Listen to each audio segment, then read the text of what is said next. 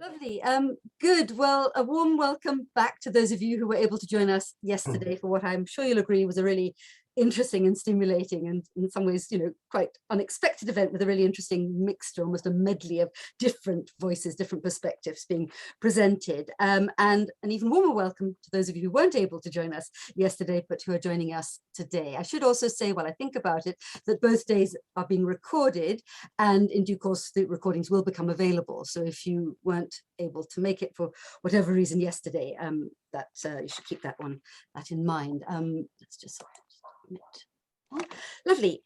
So another interesting assortment of talks in store today, and I think since we are running just a smidge late, as they say in English, we'll start without further ado, except perhaps for me to just explain very briefly who I am, and for those of you who don't know, and how this conference came about.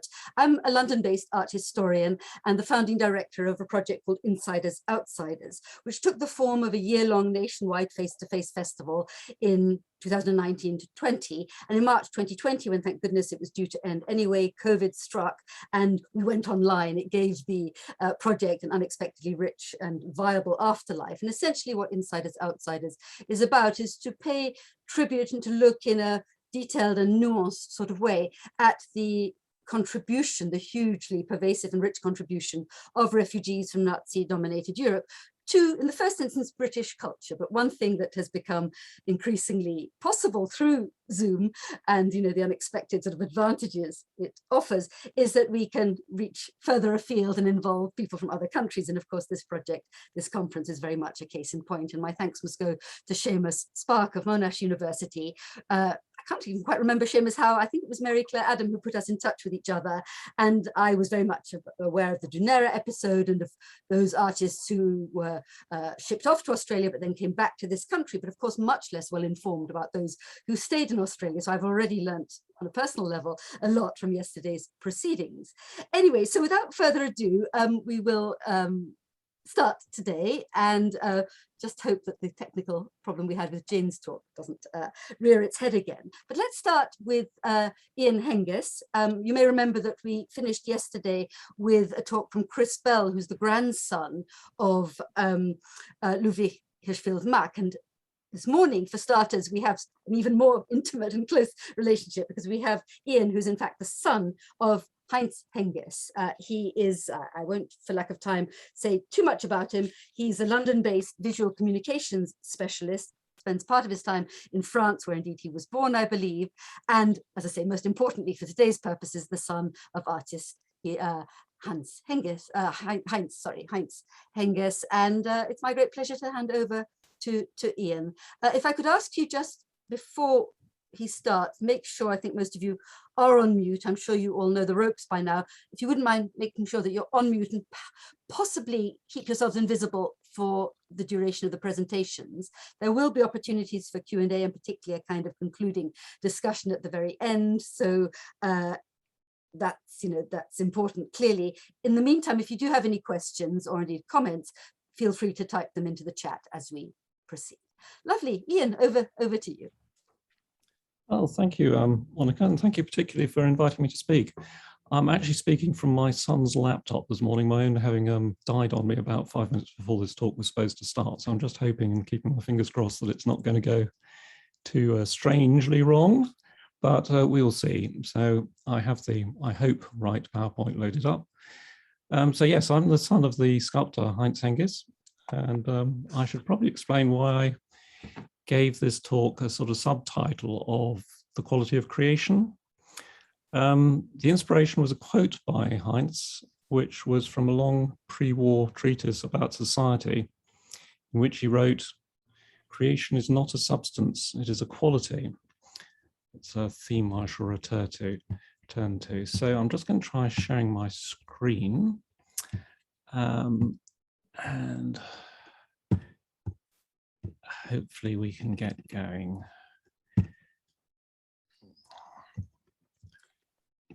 Right. So Heinz wasn't born with the name Hengist, but as Gustav Heinrich Klusmann in Hamburg on the 20th of August, 1906. His mother was from a large and musical Jewish family, and his father an apparently rather severe Lutheran. Mixed marriages weren't unusual in Hamburg, but his parents' union was troubled and it ended in divorce when Heinz was only 14. What little I know about his early years suggests his childhood was turbulent. In any case, he was keen to escape as soon as he could. And soon after his parents' divorce, he was caught by the Hamburg Harbour Police trying to board a ship and sent home.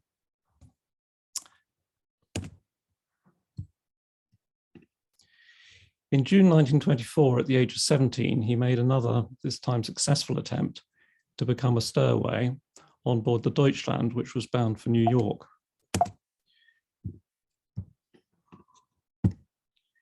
Arriving penniless, life was very tough. A largely autobiographical novella, Ecce Ego, gives something of the flavor. And in New York, Heinz met the Japanese-American sculptor Noguchi and started sculpture himself. He was also exposed to music, literature, philosophy, and poetry, and was in America for about 8 years. Returning to Germany in 1932, just before Hitler gained dictatorial powers.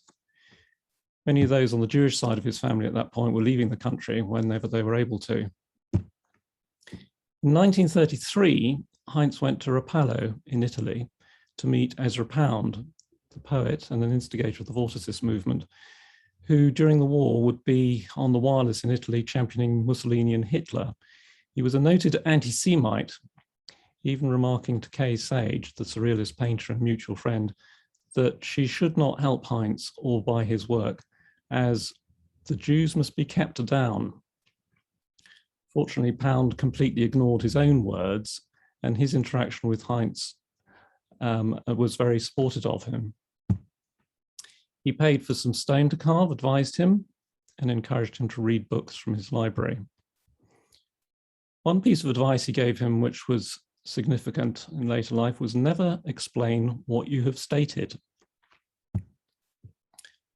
Despite trying to deter Kay Sage from buying work, which only in fact had the effect of ending their relationship, Pound did encourage Signora Agnelli, the wife of the head of the Fiat company, to buy Heinz's sculptures. Heinz established a studio in Milan and had a number of solo exhibitions in Italy. It was also while in Italy that Heinz started working as Hengist, as he did not want to be known as Klusmann. During visits to Paris, Heinz met the sculptor Brancusi and assisted in his studio. Brancusi also gave the young sculptor advice, telling him with respect to art to never do anything you don't want to do. Others Heinz met included Max Ernst and André Breton, who had written the first Surrealist Manifesto in 1932. Heinz also appears in the journals of the writer Anais Nin from 1937 and was clearly smitten with her. She was intrigued by him and hesitated in her response, writing in her journals, "Why does he stir me? His face is full of softness, of soul, of feeling. They enmesh one. One falls into the softness. He has the laughter of a child. He is feminine. He is full of candor. He brings me 2 poems and a green beetle with a gold rust stomach." Anais was, however, in a relationship at the time with both Henry Miller and Gonzalo Moore, and ultimately this left no space for Heinz. In 1938, Heinz visited the Dordogne in the company of Jean Genet and Henry Miller. They went on Ezra Pound's advice to follow in the footsteps of the troubadours. This is a bust of Jean Genet Heinz made years later. And here's a drawing of Henry Miller by Heinz from 1975. Heinz and Miller were not exactly best friends. In a letter to Ezra Pound, Heinz wrote about meeting him. "I naturally fought with him at once, since he is precisely as intolerable as I am. He is the most rapacious person I have ever seen. Speaking to him, you have the impression that you are being sucked out and that whatever is not useful to Henry Miller will be thrown aside." Before the trip to the Dordogne, Heinz had come to live in London, arriving in October 1937. A few days later, he wrote to Ezra Pound about this. reporting on some of the people he had met as follows. There seems to be a lot going on. Met Barbara Hepworth, Ben Nicholson, and Sandy Calder. Also Garbo, and saw Adrian Stokes, who is on his way to Venice now, and invited to a party at B. Hepworth's and hoped to meet Herbert Reed there. In due course, Heinz was featured in Living Art in England and had exhibited at Peggy Guggenheim's gallery in Cork Street. The diarist Joan Wyndham first met Heinz at a party in October 1939. Thanks to her, there is a vivid account of his last months before internment. On the 1st of July 1940, she met him in the street near his Chelsea studio, recording the encounter that evening in her diary. The police had taken him to the station and questioned him, but they let him go again. He took a cigarette, but his hands shook so much it broke between his fingers. He took out a second, and it fell in the road. Heinz then said to her, "The general opinion seems to be that I'll be roped in soon. They're not excluding anyone." Sure enough, the very next day, on the morning of the 2nd of July, 1940, the police came to his studio at 9 a.m., gave him 2 hours to gather his things, and took him away. Initially, Heinz was interned in Huyton Camp near Liverpool, before being shipped to Australia on the infamous Dunera. As many of you will know, internees were treated appallingly, were overcrowded, and the conditions on board were terrible. Possessions of any value were stolen by the British soldiers who made up the crew. Heinz somehow managed to hide a blue ring with a stone, and only to cast it by mistake many years later inside a bust he was making. He also managed to have enough paper to make some pen and ink drawings. There are 2 surviving drawings annotated to say that they were made aboard the Dunera. Le Fou, which I think is in a private collection in Australia, and Encounter, which is now in the British Museum collections. Klaus Friedeberger was near the front of the boat in the same area as Heinz. We're going to hear more about Klaus, I hope, from Jane very shortly, so she will doubtless be showing you work of his. And Klaus recalled that the men did their best to keep their spirits up, organizing talks on different subjects. Heinz had some photos of his sculptures and he used these as part of a talk. Singing was also an important way to keep up morale. Someone apparently changed the lyrics of "My Bonnie Lies Over the Ocean" to "My Luggage Went Into the Ocean." Heinz sang unaccompanied Negro spirituals, the blues, Careless Love, and excerpts from Gershwin's opera Porgy and Bess. Once in Australia, Heinz was interned at Hay in Camp 7, Hut 25. This is a form that he would have completed at the time to say that he did not want his whereabouts communicated to the German authorities. I think most of the internees would have done much the same. Hut 25 was the same hut as occupied by Hein Heckroth, with whom he formed a friendship which was to endure following their return to the UK. This is a drawing by Heckroth on the inside cover of a book about Etruscan sculpture that he gave Heinz years later. A little dedication. And here is one of Heckroth's designs for the Powell and Pressburger film, The Red Shoes, from 1946, which he also gave to Heinz. A Camp 7 theatre was founded by Simon Hochberger, also from Hut 25. 2 months after their arrival in Australia, they produced a play with music called Hay Fever. The stage curtain was designed by Hein Heckroth and Klaus Friedeberger. A program handwritten on paper was produced by Hochberger. I've only got a poor reproduction of it here. Heinz is listed as Klusmann, was part of the entertainment, with a contribution introduced as 3 nigger songs, which would have been unremarkable at the time. His contribution was doubtless possible because of his time in New York and exposure to all sorts of music there. In March 1941, he also took part in a show without a name, singing folk songs. As for his sculpture, clearly all the materials and tools he was used to were not available in Hay, but he apparently did manage to make some wood carvings in the local dark red gumwood, which are now assumed to have been lost. So a drawing in the British Museum collection that we're looking at gives an idea of the kind of thing he may have created. Klaus Friedeberger told me that he remembered a lens grinder from Berlin called Mayer in the camp. One day, Klaus was present when Meyer was walking past Heinz, who was carving such a sculpture. Meyer commented wryly, "Doesn't it fit in the stove yet?"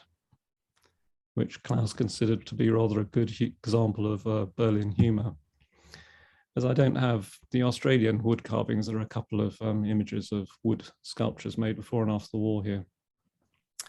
Klaus Friedeberger was only 18 when he was at Hay and had just started making his way in life, whereas Heinz was a practicing artist in his 30s. He described him as a bit distant, absorbed in his thought.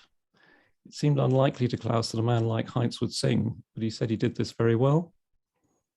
He described Hein Heckroth as very different to Heinz, a big, outgoing, noisy man and a born teacher. He gave drawing classes and Klaus participated in these. The internees were notable for their organization and efforts in setting up trainings in many different subjects, from languages to sciences and the arts. Heinz almost certainly did his best to teach sculpture, though one can only imagine that it would have been wood carving and perhaps some clay modeling, but otherwise a probably largely theoretical exercise. Heinz did make surrealist drawings in Hay, and 6 of these, all from December 1940, have survived. Surrealism was very much the zeitgeist of the time, and others produced works influenced by the movement. The titles and subjects of Heinz's drawings speak volumes of the state of mind of internees. The long road back we see here has surreal figures of in a landscape with cones or spikes and a backdrop of Hepworth-like objects, somewhat reminiscent of ships. Monument of an ancient civilization seems to contain in the lower left-hand area an obscured message, which has been largely inked over. Heinz gave this drawing in the 1950s to his friend, the painter Prunella Clough. Larvae, to my mind, expresses the constriction of internment in a surreal form. The larvae being injected are of unknown potential and have an uncertain future. Sufficient pressure was brought to bear, meanwhile, on the British government. In the spring of 1941, internees were being assessed to see if they might qualify to be returned to the UK. Heinz had published articles before the war which were clearly against Nazi Germany, including 3 in the anti-war magazine Adelphi during 1939. This, combined with supportive statements, notably from Herbert Reed, meant that he was classified as eligible for release. By the way, the drawing we're looking at here is dedicated to Roland Penrose in the corner. Heinz left Australia on the 4th of June 1941 aboard the Themistocles, the second ship to depart, carrying initially small numbers of internees back to the UK. One of the 57 others returning with him on the ship was Hein Heckroth. No longer were they treated as prisoners. Instead, they are mixing freely with the crew and joining with them in talks and performances. One such was South Sea Sapper's Serenade. The program for this shows that Heinz gave a recitation and was also responsible for doubtful ditties, illustrated sketches, along with Hein Heckroth. Back in London, Heinz worked for the BBC, initially writing on current affairs for programs such as Radio Newsreel and later on art. Sadly, very little survives of this material. Shellac discs used for recording were melted to erase them so they might be reused. My parents met before the Second World War, but did not marry until 1948. At some point before then, while the war was still raging, my mother, Daphne Gow, who was a ballet dancer with the Ballet Rambert, went round to see Heinz, who had shut himself away in his studio. He'd not been out for some days, and she found him very depressed. She discovered the reason to be that he had learned from working at the BBC about the Nazi concentration camps. I'm not sure if he ever knew that 2 of his aunts were killed at Auschwitz. What he surely did know was that his father was killed in the firebombing of Hamburg. Post-war, Heinz became a sculpture tutor at the Royal College of Art and took part in a range of exhibitions, including Sculpture in the Home, the Battersea Park exhibitions, and the Festival of Britain. The final part of my talk can't be directly illustrated, so the slides from this point on just give you a flavour of the remainder of Heinz's life story. So the suffering of war goes beyond the lives lost and the cities reduced to rubble. It also scars the psyche. Art may reflect or disguise trauma. Either way, trauma surely affects art. Chaos can stimulate creativity and brings about changes in creative expression by shaking everything up. But how people cope, how they navigate their lives and interact with others is changed by experiences such as internment. You can probably get an idea if you magnify the psychological effect of the COVID lockdowns manyfold, you might just begin to have an idea. Loss and separation is particularly brutal in wartime. Sue Everett, in her book, Not Wanted, about her father-in-law and Dunera boy Lutz Eichbaum, wrote this: separation trauma can impel the sufferer to both withdraw from close relationships and seek them desperately, erecting barriers against the pain of loss and separation. Heinz was engaging yet difficult, intellectually inquiring and restless. He was highly gregarious and needed to be around people, yet he was also a loner, holding something of himself back, unexplained. He would not dwell on the past, only using it as a source of stories. He lived in the present, looking to the future, and believed good art should be timeless. He was not one to choose a comfortable existence. He needed to feed his thirst for experience, for intellectual and creative discovery. Shortly after moving to France in 1953, he wrote a letter to Ezra Pound about his decision to leave England. I just couldn't stand the slow surety of it all, the safety of it all, the sensibleness of it all. So I kicked it in the teeth. Heinz did not believe in absolute or ultimate works, seeing instead an opportunity for creative exploration. Neither did he believe art to be inherently elitist, taking very public issue with Herbert Reed on this point, and in the process likely writing himself out of Reed's history of 20th century sculpture. Heinz saw that nothing exists in isolation from other things. Any object is inseparably linked to its surroundings. Living always fully in the present, he was well aware that perception is conditioned by time and environment, and because of this, aesthetics change. One of the things he wrote was, the artist draws from his own age and society, its prevailing conditions and aspirations, and tries to phrase, or let us say, to crystallize them. His statement is valid if his interpretation of that climate is sensitive enough, and if it is tied to an immutable sense of time, is tied, in other words, to a sense of the continuity and of the inevitability of life. So, while Heinz believed that his art, like all art, was a product of its age, he also wanted it to have the potential to resonate aesthetically in any age. In a 1973 interview in Southern Arts magazine, Heinz said he was interested in expressing the values which lie in the senses of man, through which he relates to nature and which are in themselves timeless. Commentary on individual works was not something that he indulged in. I like it or I don't like it was response enough. Ezra Pound's advice to never explain what you have stated clearly stuck. So, returning to the title of this talk, was the quality of creation altered by the experience of internment? I would say it was. On the Dunera and in Hay, the substantive thing, the creative artifact, might have to reside only in imagination or expressed in an imperfect medium, but creativity itself surely flourished. The experience undoubtedly influenced the nature, the quality of creation, both at the time and after. So, thank you very much. Thank you very much, Ian. That was absolutely fascinating. I've got a whole mass of questions, but I will hold my tongue for the moment.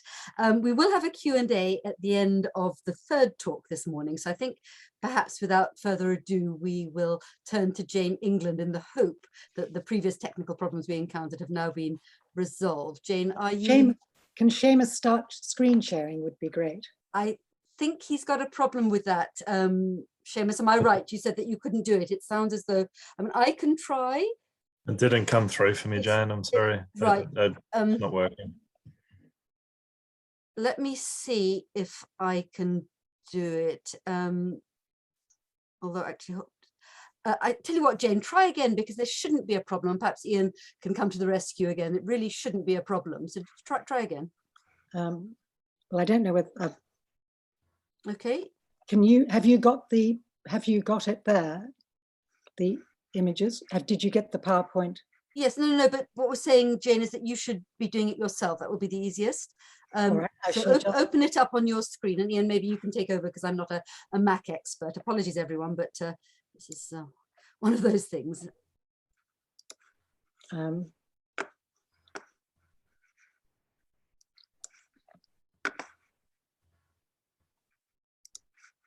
sorry about this. So you should see screen share, the green button. I've lost my PowerPoint. I'm terribly sorry. Shall I? You know what? I'm going to let me try. Okay. Thank you. Well, I can't promise a miracle, but let's hope it works.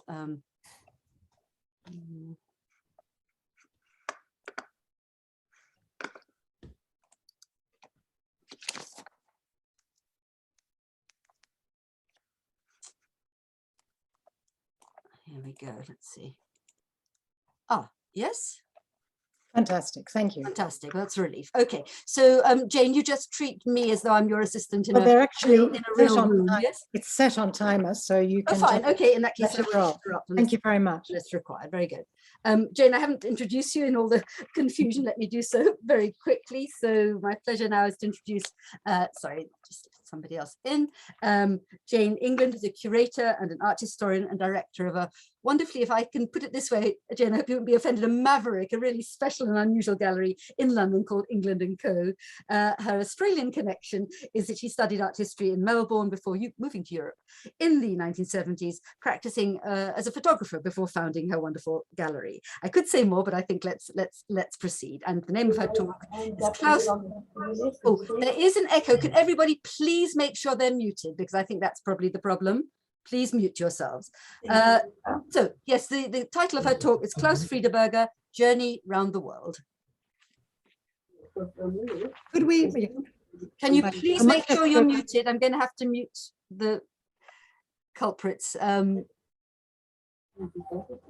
Somebody is not muted. Are we right now? Yes, carry on. All right. Could we restart? Could we go back to the beginning of the slide share, because it then works more in sequence? That's perfect. Thank you. The title of this talk is taken from a poster designed by Klaus Friedeberger in November 1941 during his internment in New South Wales. And to begin, I'd like to acknowledge several key resources. Firstly, the chronology and text written by Klaus Friedeberger's good friend, the art historian and museum curator, Stephen Koppel, for the exhibition catalogue that accompanied an exhibition centered around Klaus's early work that I curated at my gallery, England & Co., in 2007. Secondly, the warm and thoughtful obituary of Klaus, written by his widow, Julie Friedeberger, for the Dunera News in 2019. And thirdly, of course, the conversations I was privileged to have with Klaus as we prepared for his semi-retrospective exhibition, held after I persuaded him to ignore his initial reluctance to exhibit his early works from his internee Australian period. Understandably, Klaus was always far more interested in showing and discussing the new paintings he was currently producing. Klaus Friedeberger was born in Berlin in 1922. After his parents separated when he was 8 years old, his father immigrated to Brazil. Klaus stayed with his mother and went to school in Berlin, where the art classes were the only ones that interested him. His parents were secular Jews, and Klaus later commented that we were completely assimilated. We didn't know we were Jews until Hitler arrived. In the late 1930s, Klaus's mother made several unsuccessful attempts to leave Germany, Could we continue the slide sharing? They roll on now. Thank you. In the late 1930s, Klaas's mother made several unsuccessful attempts to leave Germany, and in 1938, sent her son to the Quaker-Eared school in Ommen, Holland. There, a school friend introduced him to the music of Stravinsky, and Klaas attended the drawing classes held by Max Warburg, son of the eminent art historian Abby Warburg, and later to teach in England at the progressive Dartington Hall after the war. Klaas made a final visit home to Berlin in the summer of 1938 before returning to Holland, where he visited the Rijksmuseum in Amsterdam. A friend from Berlin managed to arrange a trainee permit for Klaas, which enabled him to arrive in England as a refugee a few months before the outbreak of war. Employed by an illuminated sign company in Southampton, Klaas was given accommodation by members of a local church and assisted by friends and a refugee organization. At the outbreak of war, all German and Austrian refugees over the age of 16 who did not intend to leave the country by the 9th of September 1939 had to report immediately to the police with their passports and identity documents, and soon afterwards had to attend tribunals set up to classify enemy aliens. Although it was concluded that Klaas was a refugee from Nazi oppression, he was still dismissed from his job in October 1939, when the sign company was given defense work by the government. Klaas's mother had also managed to escape to England, arriving ahead of him, but died some months after her arrival, having become seriously ill while working as a domestic cook. Klaas moved to Slough to work in a printing company, Bell Colour, co-owned by a relative, Eric Learning, who had invented a new technique for fine-grade colour printing. With his business partner, Walter Zander, Learning had co-founded their company in 1937. Klaas became interested in the colour processes used and made the most of opportunities to occasionally travel to London for the company, visiting the National Gallery and attending lunchtime concerts. However, within a short space of time, Slough was declared a protected area, and in May 1940, Klaas was instructed by the police to leave the area within 48 hours. His employers, Learning and Zander, were both soon interned and their business impounded as the property of enemy aliens. After leaving Slough, Klaas was taken in by friends in London, but in July he was arrested and interned consecutively in camps set up at Kempton Park and Huyton in Merseyside. In mid-1940, Winston Churchill's government had decided to detain thousands of enemy aliens previously determined not to be a risk, as there was growing concern, fanned by the press, about the possibility of the formation of a fifth column in the event of a German invasion. Therefore, these enemy aliens were to be interned in Britain or deported to Canada or Australia and to be held for the duration of the war. Very soon, Klaas was transferred to Australia. On the 10th of July, 1940, over 2,500 detainees, all classified as enemy aliens, were embarked at Liverpool aboard the military transport ship Dunera. Although there were a few Nazi sympathizers, together with around 400 fascist Italians and Nazi German prisoners of war, the majority of the detainees on board were actually Jewish refugees. Aged from 16 to 60, these were German and Italian civilians who were anti-Nazi and anti-fascist, many of whom had fled to Britain in the 1930s to escape the rise of Hitler's Third Reich. It was to be a 57-day journey on an overcrowded ship.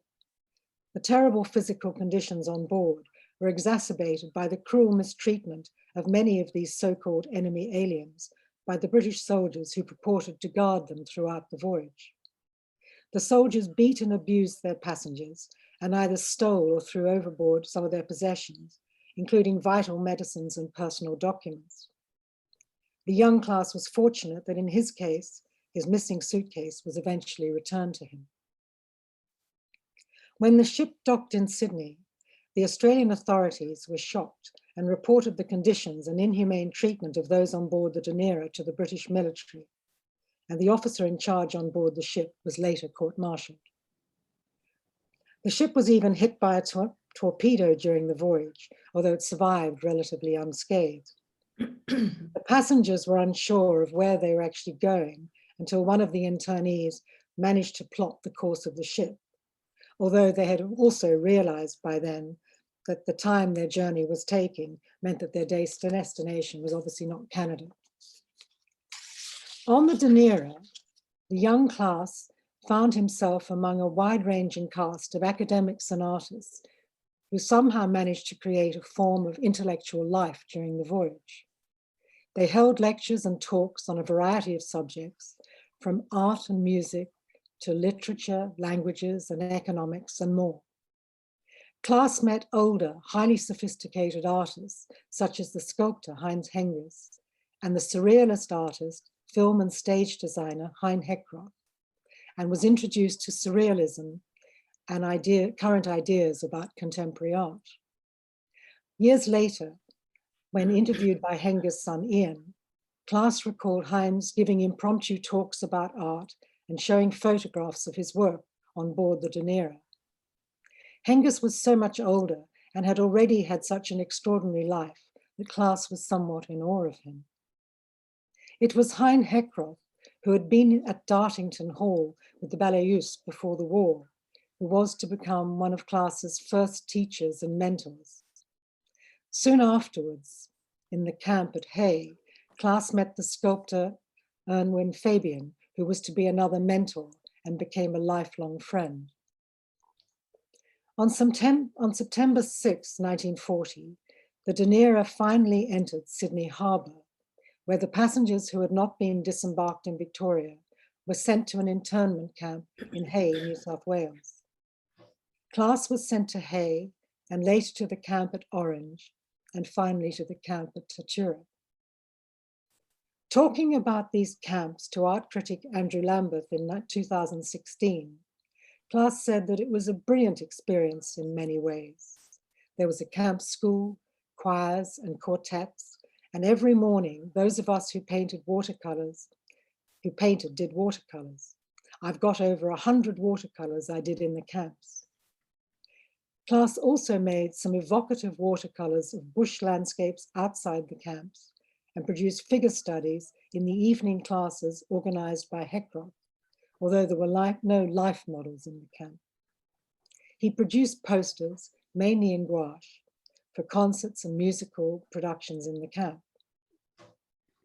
At the camp at Hay, the internees continued what had begun informally on the Dunera.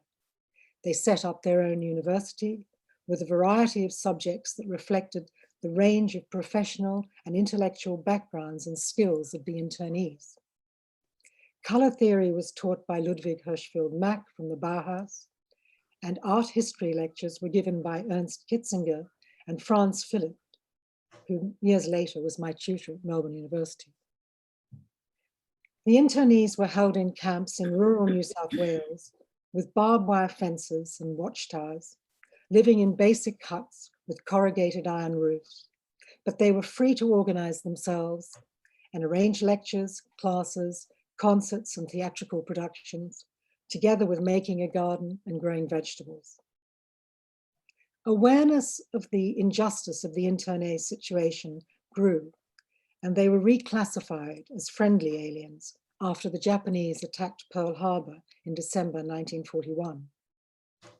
Class was released after 2.5 years and decided to remain in Australia, where he joined a non-combatant Labour Corps in the Australian Army. On weekends when he had leave, he began to mix with local artists in Melbourne. When he was demobbed in 1946, Class became a naturalized Australian and in 1947 began 3 years of painting studies at East Sydney Technical School. His career developed, he took part in exhibitions and made friendships with artists such as Sidney Nolan and Tony Tuxen. In 1950, he decided to make his own study tour of Europe and sailed for Genoa, moving to London and traveling throughout Europe. He had intended to move to Australia, to return to Australia, but a new life had begun for him in London. Thank you. Thank you, Jane. Are there more images after this one? Is that the last one, in fact? No, the last one is actually, if you keep going, a couple of images. There's one of Klaas in Australia just after the war. And his, sorry, it's hard to know what's coming. You just keep this. If you just keep going, that's after the war when he was in the Australian Army, and then you continue, and you'll eventually come to one of Klaas. That's another one again done just after the war in the bush.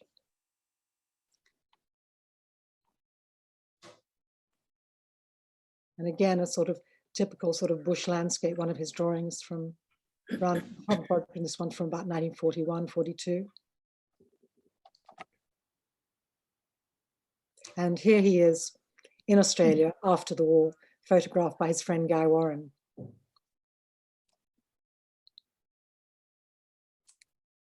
Lovely. Is that that's the last one? That's is it? The last one, yes. Very good.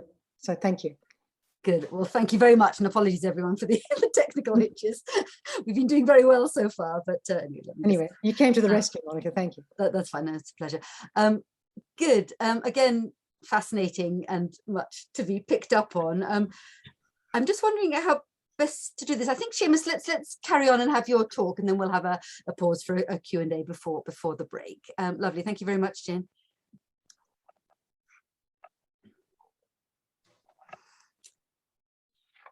Actually, Seumas, you are characteristically modest, I suspect, in giving me a very short biography of yourself. But for those of you who don't already know Seumas, he's a historian employed at Monash University, and most importantly for our purposes, the co-author of the 2-volume Dunera Lives, which we alluded to yesterday in relation to Jay's contribution to it, published the first one in 2018 and then 2020 by Monash University Publishing.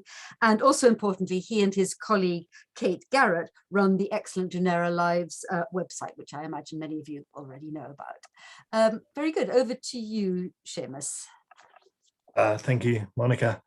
On the biography, a dear friend of mine and of Jay's, Bill Gamage, and indeed of Ken Inglis's, Carol Bunyan's. If I had shown my biography to Bill, 2 sentences, he would have said, "Sentence too long, cut it." So that's the model of I hear Bill's words in my ear. Before I begin, I'd like to acknowledge the help of my friends and colleagues, Carol Bunyan, Elizabeth Lebensaft, and Christoph Menschel. In writing about Dunera, invariably I draw on their expertise and goodwill, and that is certainly the case here. Increasingly, I'm drawn to Dunera stories that are hard to track, the clues few, the evidence incomplete. This is what interests me in the stories of Kurt Winkler, and Hans Roth. Initially, it was their art that caught my eye. Both men were very good artists, not among the first rank of Dunera artists, but skilled and talented all the same. Their work is in institutional collections and in private collections around the world, distributed by other Dunera men who were gifted or bought their art during internment. And yet we know little of their lives. Their art is their monument, but to what? Often we are left to guess at meaning in their artworks. More is known about Winkler, yet he too remains inscrutable. His autobiography, published late in life, is both an engaging read and a tease. It reveals disappointingly little about the man himself. Today, I offer a few words about these 2 Dunera artists, then show some of their works. We know more about them than I will say here, but not all that much more. I'm going to go against the title of this talk and begin with Hans Roth. Johann Joseph Hans Roth was born in Vienna on 10th of April 1905. His family was Catholic. Some Dunera internees of Christian faith, of course, came from families that had converted from Judaism, but Hans seems not to have had any Jewish ancestry. In 1939, he was living in Surrey, looking for work as an advertising designer. He may have been employed as a painter in the film industry. He was arrested on 16th of May 1940 and 2 months later deported to Australia on the Dunera. On entering Australia, he listed his occupation as cartoonist, gave his name as Hans, making no mention of Johann or Joseph, and named Miss Ellen Boxhorn of Reigate, Surrey, to whom he was engaged to be married, as his next of kin. Roth depicted the chaos, despair, and sadness he saw on the Dunera. Several of his sketches survive from this time and show vividly the physical and emotional vulnerability of internees aboard the Dunera. These could not be described as cartoons. At Hay, Roth was held in Camp 8. He sketched cartoons, some confronting and deliberately stark, others sardonic. After brief stints at Orange and Tatura, on 15th of October 1941, he sailed for Britain, where he was to be released. The following year, he married. Was Miss Boxhorn the reason he returned as soon as he could, risking the threat of U-boats on the long journey from Australia? Possibly, though this isn't certain. In 1949, he was married to a woman named Valerie Roth, née Ehrensweig, born in Prague in 1905. Carol Bunyan believes that Valerie may have used the name Ellen Boxhorn as an alias. This would certainly make sense. As we know, refugees, then and now, opt for new names as a protective shield from past intolerance and future troubles. There is no evidence that Roth enlisted in the British forces. He worked as a commercial artist and in 1949 became a naturalised Briton. At this time, he lived in London. He stayed in England until at least 1951. The last sure evidence of his existence is an entry on the British electoral roll for that year. Elizabeth Lebensaft and Christoph Menschel have found nothing to indicate he returned to Austria. Here the problems begin. In April 1951, an artist named Hans Johann Roth arrived in Sydney on the Blair Clover. Was this man Hans Roth, the Dunera cartoonist? It seems likely, though as with so much about Roth, certainty is elusive. Signatures on immigration and internee forms indicate the same person, though the man who arrived in 1951 was said to be 5'8", whereas Roth was 5'11", according to his Dunera records. Another puzzle revolves around Valerie, Roth's wife. She died in England in June 1951, 2 months after Hans Johann Roth disembarked in Australia. Would our Hans Roth, the Dunera boy, have left England at that time? Did Valerie intend to follow him later? Did they separate, prompting him to move to Australia? Hans Johann Roth worked as an artist in Sydney and possibly also in the Blue Mountains west of Sydney. The last years of his life were spent in the Blue Mountains. In 1972, he was resident at Queen Victoria Hospital, Wentworth Falls, an institution for the aged and chronically ill. He died at Wentworth Falls on 6th of August 1973 and was buried nearby at Katoomba. A death notice published in the Sydney Morning Herald gave his age as 67, whereas the Dunera internee would have been 68. Was the discrepancy in age a simple mistake, and who placed the death notice? Many questions remain, and not just about his post-war life. When did he leave Austria and why? A sketch he did of the disorder and brutality of Kristallnacht suggests an eyewitness depiction. The drawing appears too raw and personal to have been otherwise. Yet we know that the violence unleashed on Kristallnacht was wholly anti-Semitic, which makes it unlikely that the family depicted in the sketch was his own. What prompted him to chronicle the violence? Was he politically involved in opposition to the Nazis? Some clues suggest that.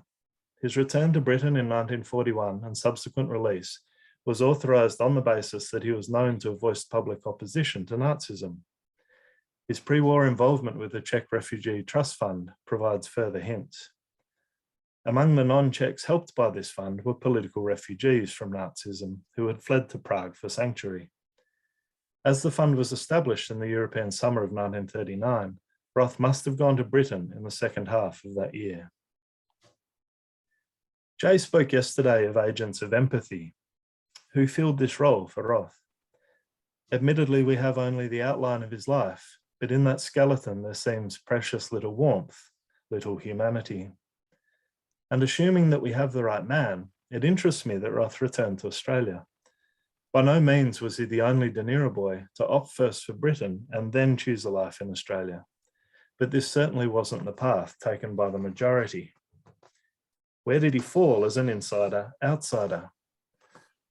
Perhaps he was one of those Dunera internees whom Jay spoke about, a man whose life was neither in nor out.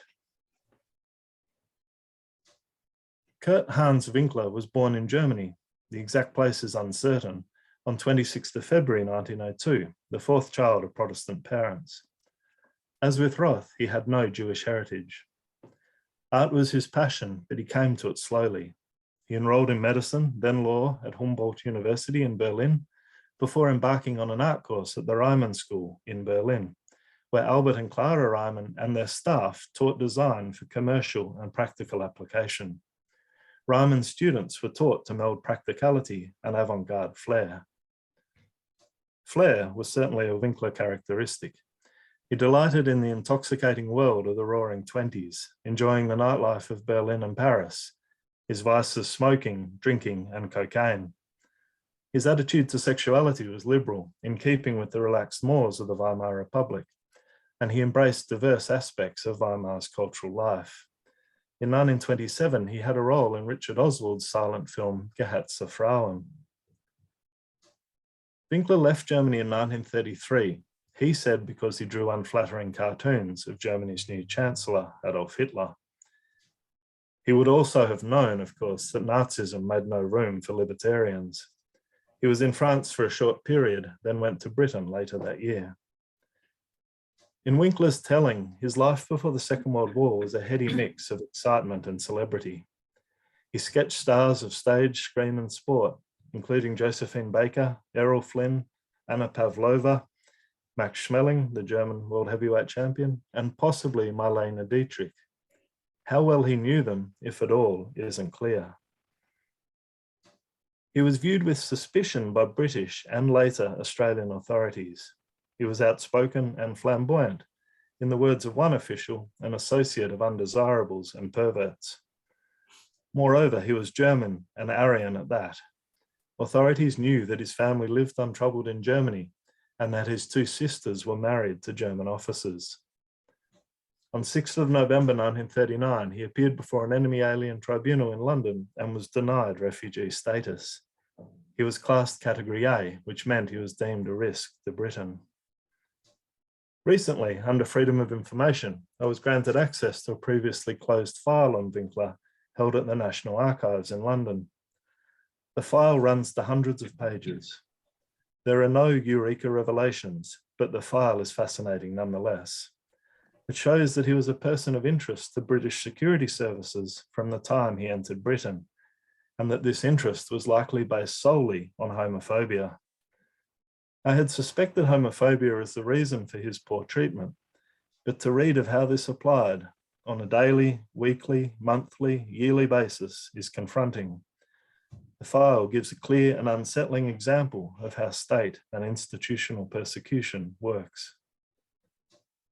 Winkler was deported to Canada on the ill-fated Arandora Star, but survived its sinking on 2nd of July 1940, when more than 800 lives were lost. He was rescued after spending many hours in the cold water of the Northern Atlantic. A week later, and after being returned to Britain, he was herded aboard the Dunera and deported to Australia. Being Category A, he was among the minority of Dunera internees disembarked at Port Melbourne and taken straight to Tatura. There is absolutely no evidence that Winkler held fascist sympathies or posed any threat to Britain or Australia. On the Dunera and at Tatura, he lived with Jews and other internees opposed to Hitler, and this makes sense. As we've heard, his pre-war life was hardly one of fascist commitment. And yet authorities still continued to regard him warily, perhaps because he was inclined to oppose their prescriptions. Possibly his predilection for following unusual paths rankled. While most Dunera internees chose freedom as soon as they could, Winkler remained interned at Tatura until 8th of May 1945, the day the war ended in Europe. Why? Perhaps he had little choice. An application for release in May 1941 was refused, while authorities dealt slowly with 2 other petitions for freedom. In 1943 and 44, it seems that British and Australian authorities weren't especially attentive to his requests. But nor does he seem to have pushed his case. By the later years of the war, Australian authorities had little interest in keeping the Dunera internees locked up. A forceful petition would likely have been successful. Perhaps he became embittered and opted to stay at Tatura to the end of the war as a protest. Given Winkler's relentless optimism, I suspect that that possibility isn't true. Perhaps he came to fear leaving internment only to be imprisoned once more and sent back to Germany. His 1940 classification as a non-refugee meant this was a possibility. Winkler's autobiography is dedicated to his sister Greta and to the millions of people who perished through the deliberate injustices in war on all sides, making Christianity and the Geneva Convention into a mockery and a farce, unquote. Winkler lived in Australia until 1951, taking citizenship. He roamed Germany and Europe for the next 10 years before moving to the United States, where he settled for a time in Hawaii. He died in Berlin on 18th of March 1992, having spent the last decades of his life between Europe and Australia, sketching, visiting friends, and following the sun, a bon vivant to the end. His riotous autobiography, My Vagabond Life, was published in 1987. It suggests, unintentionally, that he was a fantasist who put himself closer to people and events than was the case. In an interview for Australia's Fairfax Press in 1985, Winkler described himself as a star. Sometime in the late 1980s or early 1990s, the Dunera boy Bern Brent, Bern and Winkler had known each other at Tatura, Bern Brent saw Winkler in Berlin. Bern remembers an old man, stripped of memory, endeavouring to interest people in his autobiography. Winkler's art is held in several Australian cultural institutions, and to my mind has not been given due recognition. His work, almost all of it signed Kerwin, shows range and ability. He drew and painted throughout the years of his internment, leaving a vivid visual record of life behind barbed wire. No other Dunera artist left so complete a record of internment at Tatura. He favoured the pencil and brush, but also sculpted and carved. One of his stone carvings is with the Australian War Memorial, and at least one other is in private hands in Melbourne. Kurt Winkler was a remarkable, resilient man. The sinking of the Arandora Star, the voyage of the Dunera, and 6 years internment did not diminish his optimism and enthusiasm for life. He seems to have been his own agent of empathy. Jay mentioned yesterday a third possibility, neither in nor out, but I think Jay used the term trans, a trans outsider. With Kurt Winkler, I don't know where he fits. There's a sadness in his story. I wonder if he spent his life on the outside while wanting always to be on the inside. I see tragedy in his existence. Winkler, I suspect, would laugh and say I have it wrong, and that's a distinct possibility. There exists a rich archival record on Winkler, in part because of the interest security services took in his personal life. Conversely, Roth left little trail in the archival and documentary record. And yet we come to the same point. What do we know of them? Mysteries endure. And just to finish off, I'm just going to show a few pictures, mainly of Winkler, but this is a cartoon that Roth did at Hay in 1941, a petition for release. Kurt Winkler always believed and maintained that he was the first person ever to sketch the princesses Elizabeth and Margaret, daughters of George VI. And this sketch appeared on the cover of the Queen, a Society publication, in 1938. Very much commercial art, as you'll see. This is the cover to a remarkable booklet that's at the Australian War Memorial. We reproduced these pictures in Dunera Lives. Again, this is, I think, commercial art. He probably did it to make some money.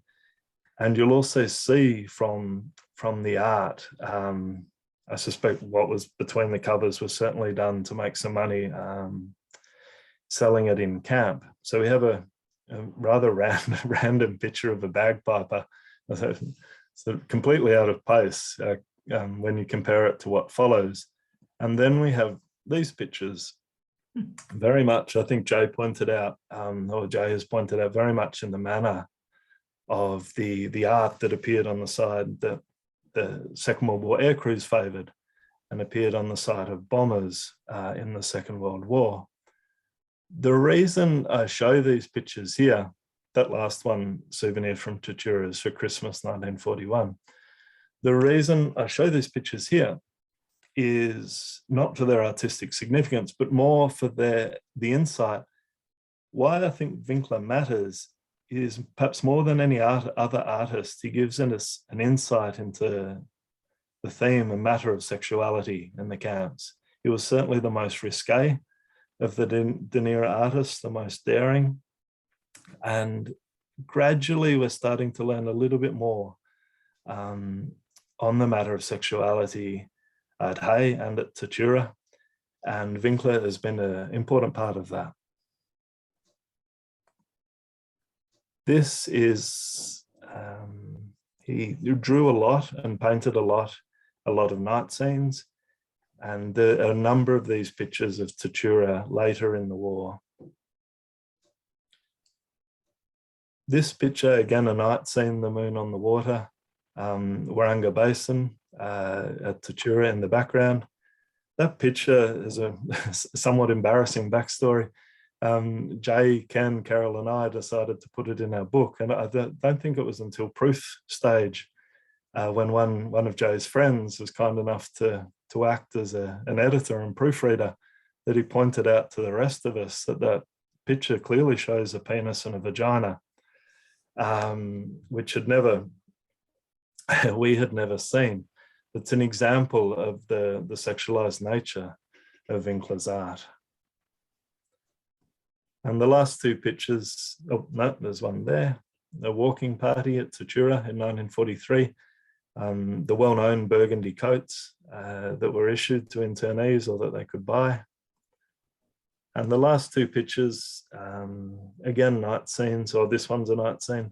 And the black cat at the left is very much a Winkler touch. That black cat appears in a number of his pictures, and you see the cat there. Thank you very much. Thank you very much, Seumas. Another fascinating presentation, particularly for me, artists I must confess I had never heard of before. I shall admit my ignorance and indeed my interest there.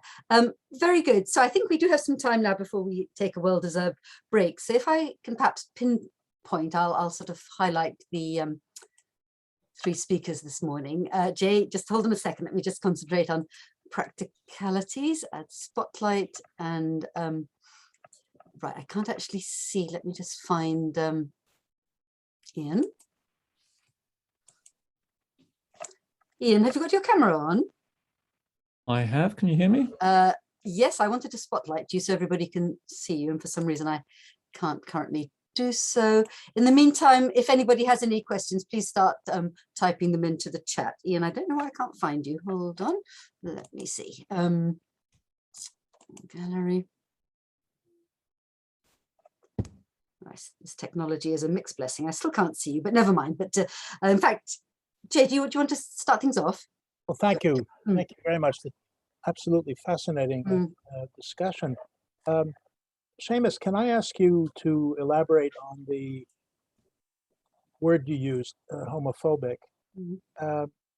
In the visual art, I don't see any evidence of homosexuality or one might be called homoerotic art. What is the reason you use that phrase? Of course, in the minds of police, all kinds of perversions can exist without any evidence for them. but you explicitly used it. And are you suggesting that in Winkler's case, homosexuality was part of his outlook? Sorry, I missed the last word. Did you say output? Outlook. Outlook. Winkler was certainly gay. He, to my knowledge, never said so publicly, but there is ample evidence to indicate that he was gay. It doesn't appear in his art, to my knowledge, but his art is, his art does cover the matter of sexuality in the camps, but with no particular reference to homosexuality. He, however, was certainly gay, and that file is a catalogue of bigotry. Now, he was in relationships with a number of men. I mean, he was being followed by MI5, and I knew that he was in relationships with a number of men in Britain. Ian, I've got a question for you while I'm waiting, keeping half an eye on the chat to see what questions come in from other people. I'm stunned and impressed by the number of, the stellar cast of your father's circle of friendships and acquaintances in the pre-war years and indeed later. How, for example, does he end up meeting Noguchi, who of course has in his own context, the Japanese American internment camps has an interesting internment story to tell, but how does he get to meet these people? Do you have a sense of the kind of network of relationships that made it possible to meet the likes of Noguchi and Ezra Pound and indeed many others? I don't know. All I can say is I remember as a child being sort of dragged around,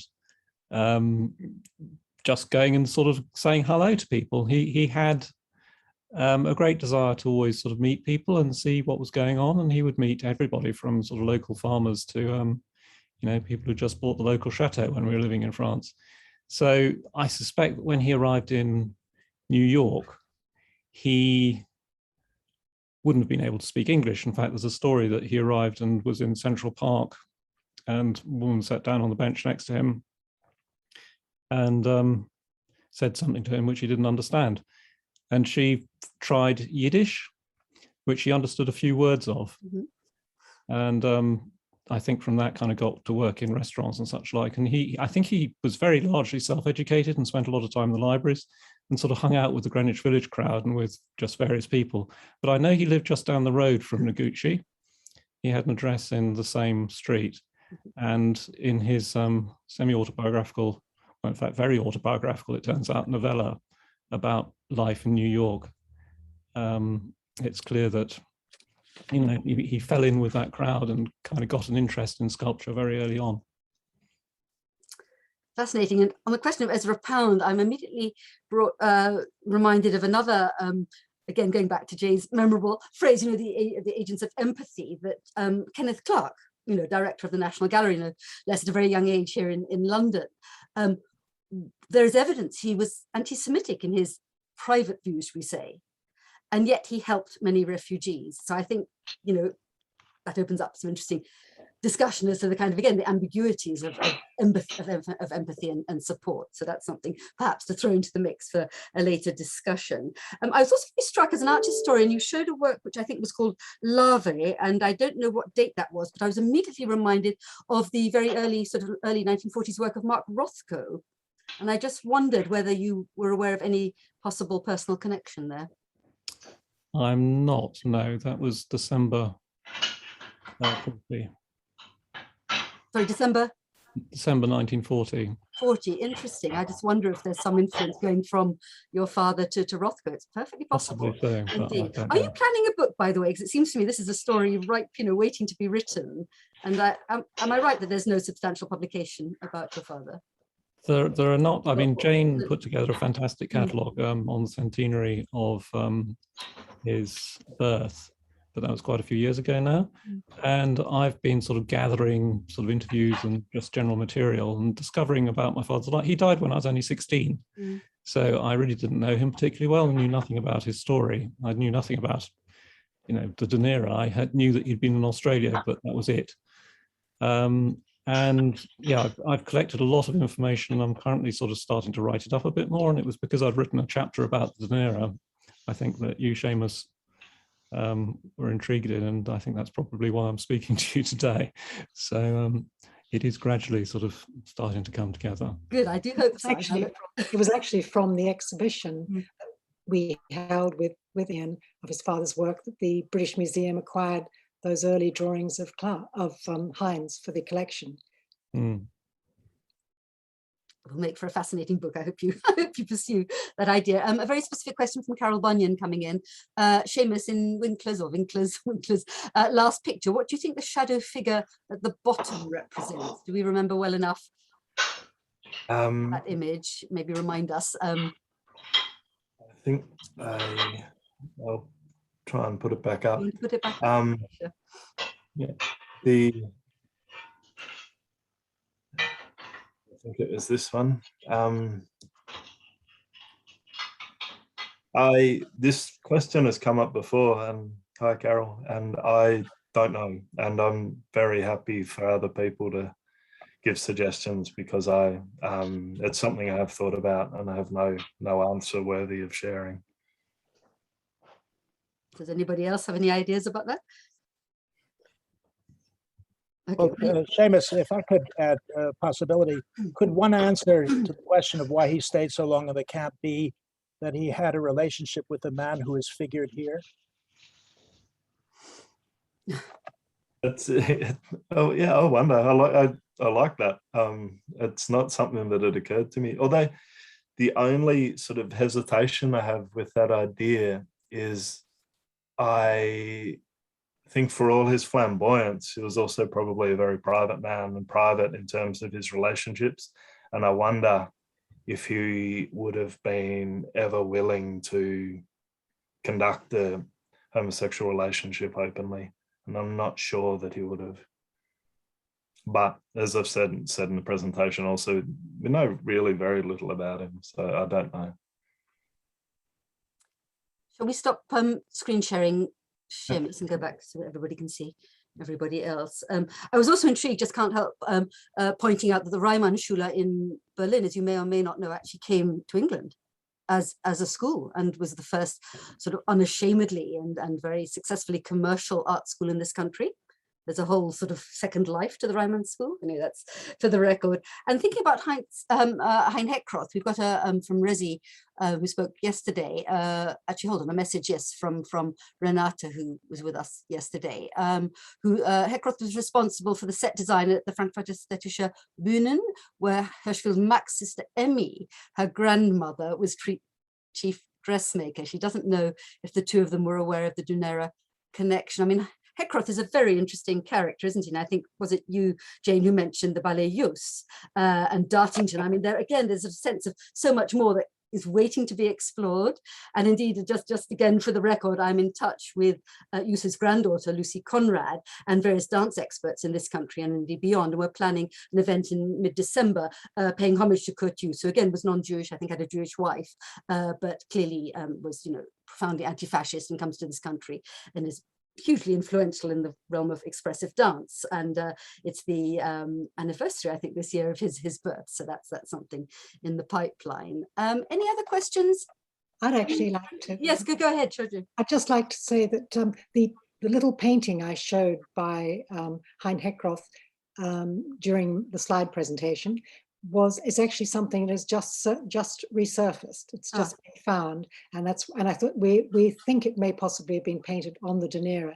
It's very tiny, painted on a fragment of board, and but it's the size that makes me think it was possibly painted on the ship. And it's dated Australia, 1940, and it's the first time we've shown it to anyone. So it's first outing for people to see it. I'm very fascinated by Heckroth. Absolutely. Well, he's another one. There's another extraordinary painting which was in the collection of Jack Bilbo and shown at Jack Bilbo's Modern Art Gallery. And it's a painting called Australia. And I didn't show it because I thought it was a bit confusing, but it's because it's a very theatrical painting. And that is now in the collection of Canberra. And we showed it in our exhibition, Jack Bilbo and the Moderns.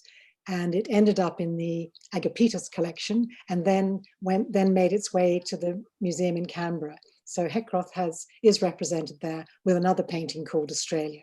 But he's another really interesting, too little known figure who deserves, I think, more thorough treatment. I should also add, just again for the record, that Jane is very kindly giving a talk on Jack Bilbo. I won't say more about him now, but really larger than life, interesting character who founded the only gallery in London to open up during the war, the Modern Art Gallery. Next Thursday it is already. So if you can, probably the timing won't work for you, but anyway, there will be a recording of it. Apropos, yes, go ahead, sure. Just if people will permit me to tell a story which some people here know and has heard it before, but I think I hope it bears repeating if you bear with me. Sure. A couple of years ago, I had the good fortune to go to Germany and meet Heckroth's grandson and copyright holder, and he told me a wonderful story.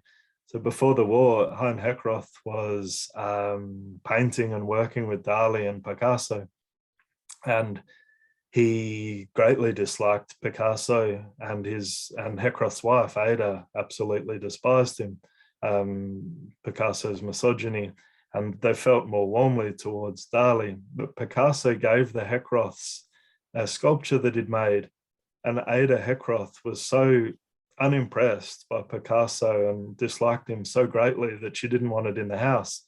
And Hein Heckroth said, "Oh, look, we probably should keep it." And Ada consented on the basis that the only room that she was willing to keep this sculpture in was the toilet. And she used it as a doorstop in the toilet. And Jonathan Heckroth's grandson now has that Picasso at home where he lives just outside Frankfurt, but he assured me he'd moved it from the toilet. Nice one. Perhaps as a parting shot before we take a break, I could ask another question. So I was intrigued by the idea that actually that work that Jane's just referred to again was actually created on the Dunera, and I was perhaps wrongly under the impression that conditions on the Dunera itself were so appalling and so unconducive to creativity that it was only after, when they were in the relatively civilized surroundings of the actual, the internment camps, that creativity became possible again. But maybe I'm wrong. No, Jay, I'm wrong. Yes. No, I think, well, I certainly know that Hengist Ian showed some works that Hengist produced on board the Dunera. And I think, and as I say, it's partly the scale. I think certain small works were able to be made and squirreled away and saved. Interesting. And that really proves that early point that was made by Jay, and which I completely, corroborate the sort of, yes, this idea of creativity against the odds, that even in the most adverse circumstances, that urge is there. Someone pointed out to me that possibly the fact that it was done on the boat is because by the time they were at Hay, they had access to more materials and more. He could have painted a larger work, which is possibly why the one that's now in Canberra is a much more substantial size painting and more formal painting. So I think there was a difference between the two situations. Interesting. Thank you so much, all our speakers this morning. Really, really, really interesting. Much more again to think about. Very good. I make it exactly 10:35 in the UK, so I think we should resume. Good. It's now my great pleasure to welcome Roger Butler as our next speaker. As many of you, I suspect, will know, Roger Butler AM is a well-known authority on Australian prints, posters and illustrated books. Which was going, well, his topic, as you're probably aware, is going to sort of shift the focus from the painting, sculpture and one-off drawings that we've been mostly looking at so far to look at printmaking by European emigres in Australia. But let me tell you a little bit more about him first. His career spans more than 40 years, and from 1981 to 2020, he headed the Department of Australian Prints at the National Gallery of Australia in Canberra, where he is now emeritus curator. And once more, I could go on further, but I think perhaps just suffice it to say that in 1997, so already quite a long time ago, he curated the groundbreaking exhibition, which many of you, certainly in Australia, will know about. Very wonderful publication that I've got the pleasure of owning myself. The Europeans, yes, emigre artists in Australia, 1930 to 1960, and he edited the accompanying publication, which of course is what I'm talking about.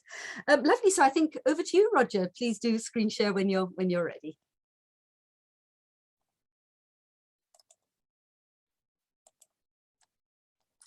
How's that? Yes, all good. All right, thank you.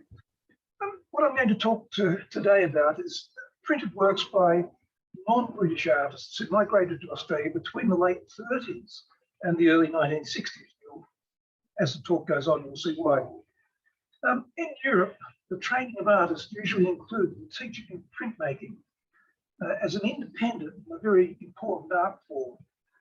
And the printed works of these artists produced in Australia reveal complex and powerful stories, which I'll outline in a series really of snapshots rather than trying to have any kind of absolute history. Under the immigration, and this is the detail of the Irwin Fabian monotype, and you can see the camp there. Under the Immigration and Restriction Act of 1901, which was known as the White Australian Policy, a quota system limited the number of non-British immigrants that could settle in Australia. Proposed migrants had to be nominated by an Australian resident who took on the financial responsibility or pay a landing fee. They had to pass a medical and character test as well. Until the late 1930s, the number of Europeans living in Australia was very, very small. Europeans were not really welcomed whatsoever. This really didn't change until the German annexation of Austria in March 1938, when there was a huge number of Jewish applications to the Australian government. And as a result, they increased their annual intake of Europeans or non-British subjects to 5,000, still a very small number. Those who came directly were determined to make Australia their new home. They included artists like Louise Blumen, Sasha Halpern, art historians Gertrude Langer and Ursula Hoff, architect Friedrich Romberg, and the cabinet maker Stuart Grimper. So before the war started, there was a small but very powerful group of European artists, art historians living and working in Australia.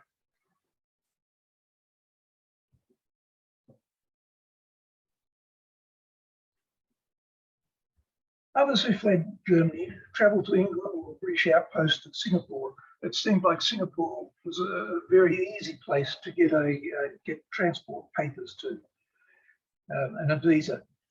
On the declaration of war, they were rounded up and transported to Australia or Canada. Government policy was amended to allow them to be housed in Australia initially for a limited time. So how did these internees, who never intended to come to Australia, feel about their new homes? A succession of camps in outback New South Wales and Victoria. Their responses were highly varied, as is to be expected. And here I've got Herschel Mack on the screen, which we saw yesterday, we're seeing again now. From 1940, Hay, Margaret River. Herschel Mack, right from the very start, was delighted by the Australian landscape. He describes it as he travelled by train from Sydney to Hay. His woodcuts of the Murrumbidgee River and Hay show him studying in detail the architectural form of the riverbank and the shape and the texture of trees. And obviously it wasn't in the time of flood, it looks like a very diminished flow at that particular time. Herschel Mack was an experienced artist printmaker. He was an accomplished etcher. Before the beginning of World War I, the National Gallery has works dating from 1912. And later at the Bauhaus, he became master of lithography. He experimented in monotype processes and headed the printmaking workshop. So when he came to the camp, he was in a very good position to produce his own works with the limited materials they had there, but also to help others who may wish to with creative prints.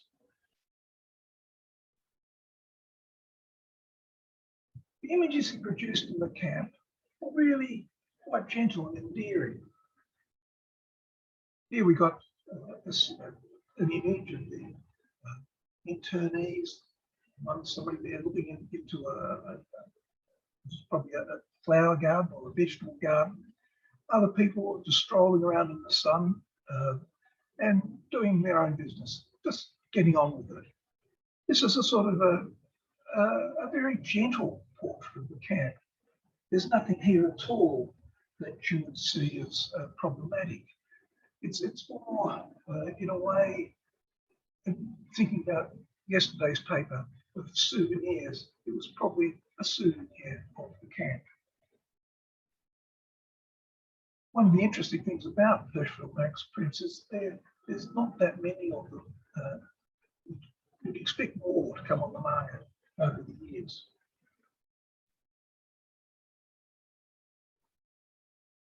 This image is of the internment camp at Orange. And here, even though he's depicting the huts in the foreground, he's just as interested in the landscape beyond. The huts just become part of that landscape. Yes, the barbed wire fence is there at the perimeter of the camp, but it's not something he dwells on. There's nothing here. There's no feeling of malice in his images of these huts.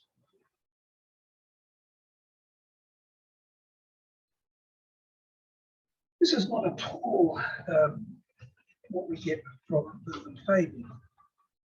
His rows of huts were places where evil figures lurked.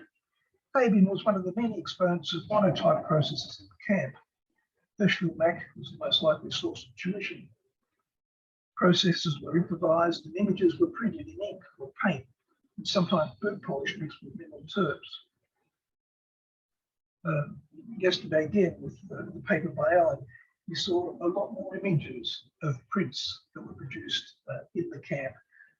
Some sophisticated, some, as he pointed out, just as potato cuts.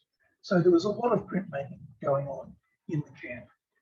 But the works that Fabian was producing at the time were certainly of a very, very distinguished quality.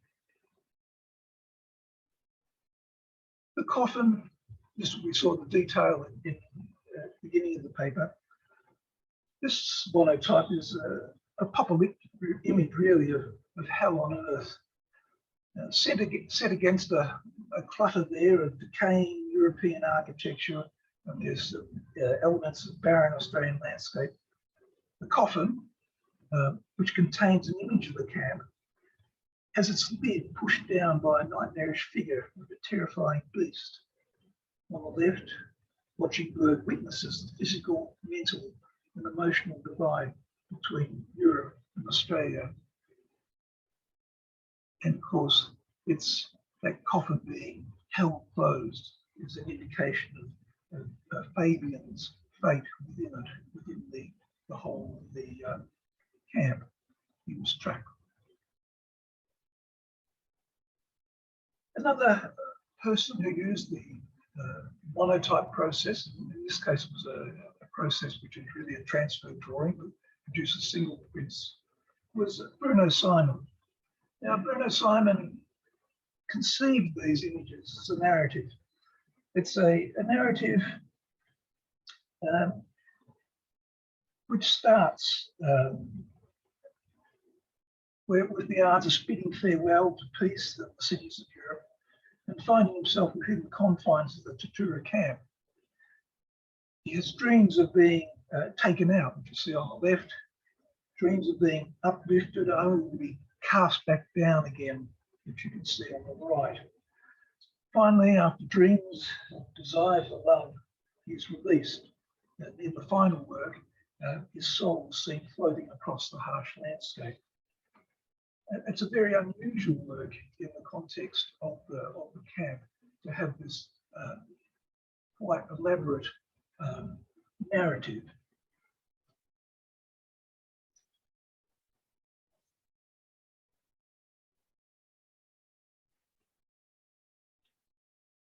World War II followed closely on the economic and social distress of the Great Depression, and the Australian government, keen to establish a new vision for the nation, set its sights on the future even before the war ended in 1945. The Department of Post-War Reconstruction was established in December 1942 and developed a post-war immigration policy that was designed to address the country's stagnant population growth and the loss of 27,000 men during the war. The catchphrase became populate, perish. Some immigrants, such as Johann, made their own way to Australia. This is Johann on the screen now. This urbane, fashionable figure came direct from Paris and New York. And when he landed in Perth, he really felt at absolute loss. And so he arrived in Perth in 1947. And this image shows that complete disorientation and confusion. As I say, his last gig before this was in New York. Didn't stay in Perth long at all. He decided that he better go to somewhere which had more society, more opportunity for him, and he moved to Sydney. The key strategy in the government's new policy, immigration policy, was the resettling of displaced people from Europe. The program provided new Australians with the opportunity to establish a life at a distance from the war-torn Europe. Predominantly from Central and Eastern Europe, the migrants were defined as displaced persons, unable or unwilling to return to their home country due to political unrest. They were selected on the basis of age, marital status, and vocational capacity. By the end of 1950, Australia had taken approximately 100,000 male and 70,000 female displaced persons from Europe. Each adult was required to work for the Australian government for 1 year, increased later to 2 years, often undertaking demanding physical labour in areas like mining, farming, and construction, which many Australian-born workers avoided. It was the first time that the government had sanctioned immigration of non-British people.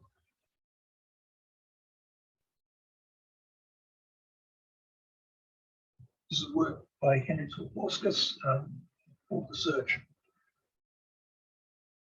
The Lithuanian-born artist Henry Sulkowskis was one of the earliest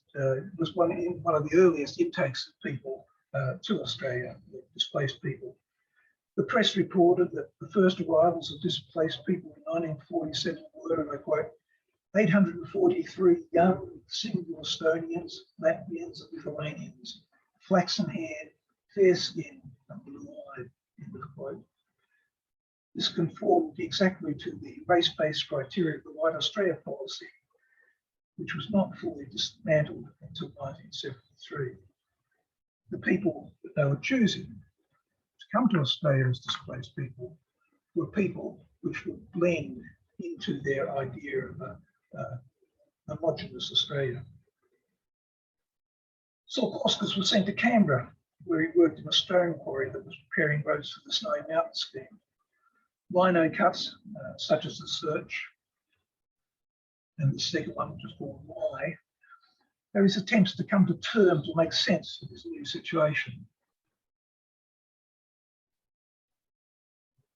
There were many artists amongst these displaced persons, and exhibitions their work were initiated as an opportunity for the government to boast of the success of its programs. The most ambitious of these was the New Australians Art Exhibition, held at the University College Canberra in 1950 as part of the Australian Citizenship Convention. Laurie Thomas, exhibition officer at the National Gallery of Victoria in Melbourne, selected a total of 23 artists, including Sulkowskis, from 6 countries: Estonia, Hungary, Latvia, Lithuania, Ukraine, and Yugoslavia, to participate in the exhibition.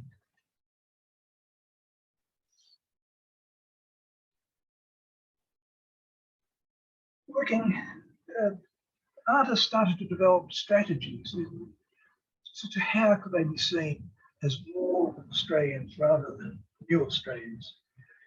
Working with distinctively Australian materials and images was a hallmark of the work of many of these artists. It was either adopted as a strategy for acceptance or a genuine delight in the material or the images they used. This bookcase by Sheridan Palmer, who immigrated to Australia in 1939, is constructed of Queensland black beam rather than traditional European timbers. Also at this time, there was a lot of interest in producing prints from wood engravings from Australian timbers, but that's not something that's easily shown.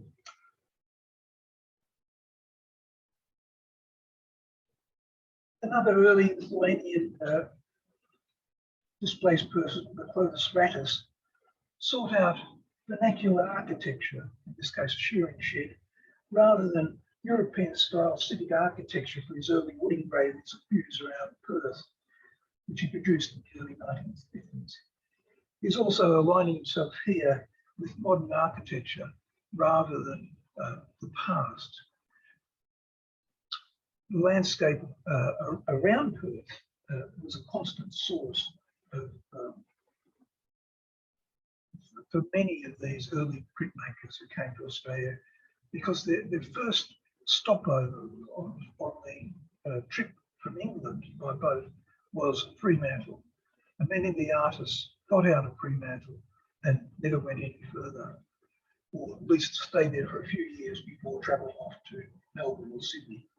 Rattus later on went to Sydney. Many artists also sought out Aboriginal art, which they recognised as distinctly Australian, and incorporated images derived from it in their work. Aboriginal artist and academic Brenda Croft has discussed such usage. The majority of these artists, who in today's world would be accused of appropriation, were for the most part well-intentioned in their efforts to treat Aboriginal visual culture with respect. Their works also acted as a counterbalance to the racist and demeaning depiction of Aboriginal stereotypes which appeared in the first half of the 20th century. Another artist who was well known for his use of Aboriginal imagery was Gert Selheim. Selheim was a very early, in the late 20s, he came to Australia, and he'd been in Western Australia. Later on, went and worked in Melbourne, Sydney as a graphic designer. He worked as worked on architects with Butler, the architect, he designed murals for buildings, but he also, the main works he's known for is his posters, which he produced for the Australian National Travel Association. This is particularly beautiful work from 1957, quite late.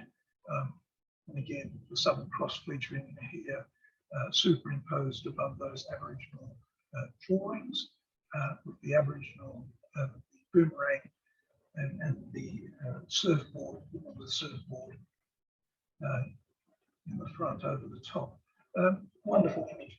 Of course, Selheim's also known as the designer for the flying red kangaroo, which appears on Qantas planes.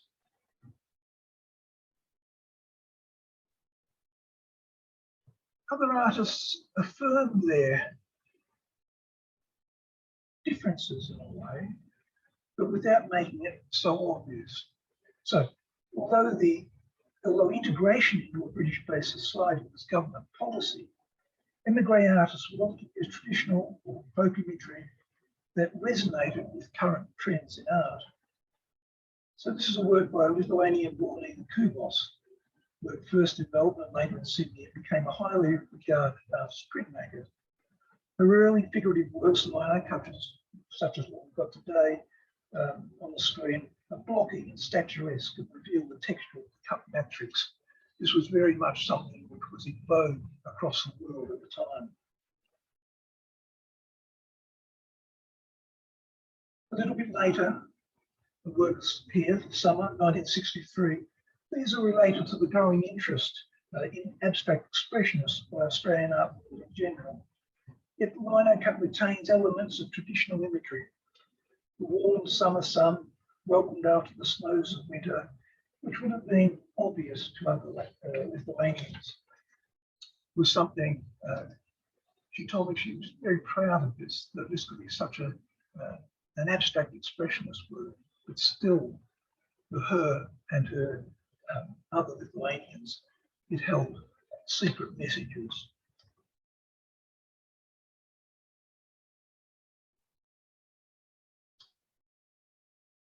One of the other things that we see around this time is a growing number of works which speak to alienation.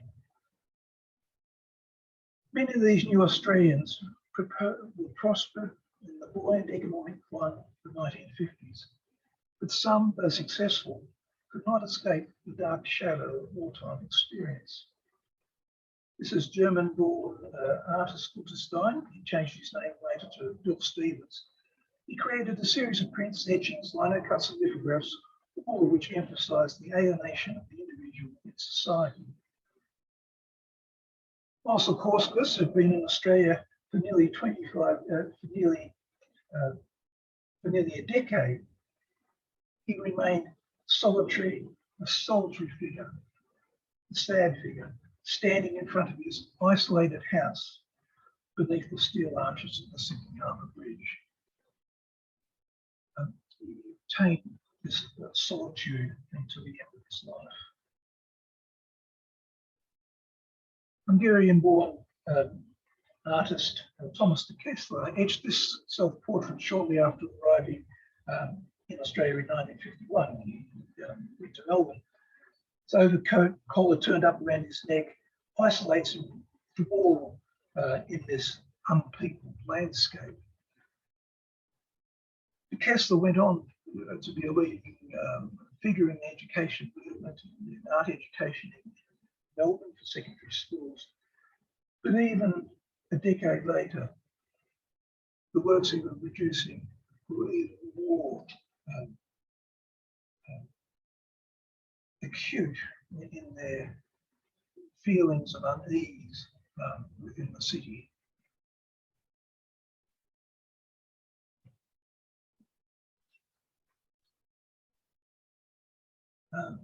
The Zakaras, this is a lithograph of an anguished figure twisted upon itself, and this lithograph is by Joe Zakaras.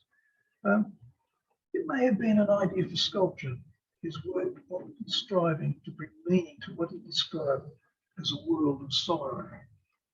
And you can see here in its form, the way it's created, it could be turned into a sculpture. His family in Lithuania came from a long tradition of woodcutting and sculpture, and he inherited that in his work. And so even though he produced numbers of drawings and lithographs, his main work was always going to be sculpture. They always retained this sorrowful imagery to them.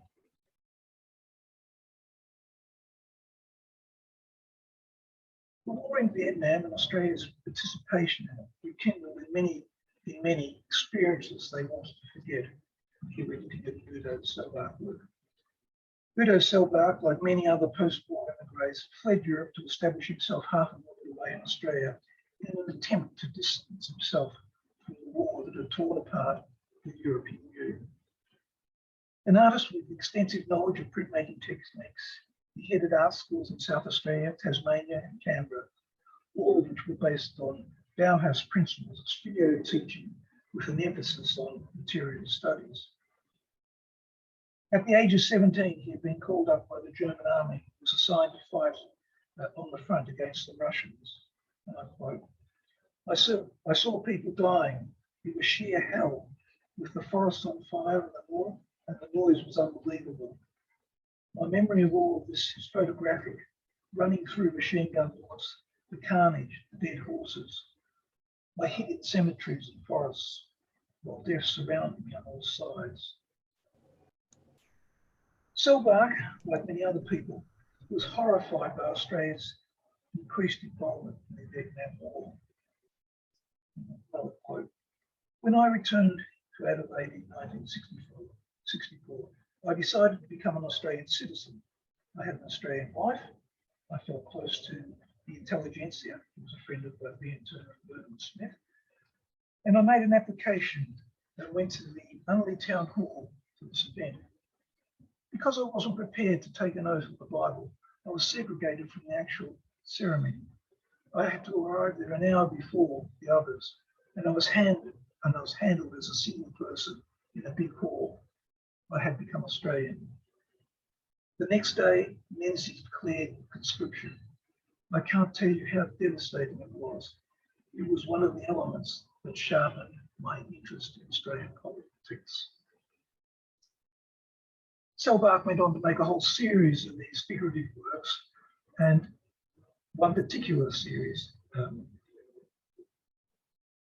was called The Targeted Man, is the one that people know best out of this group.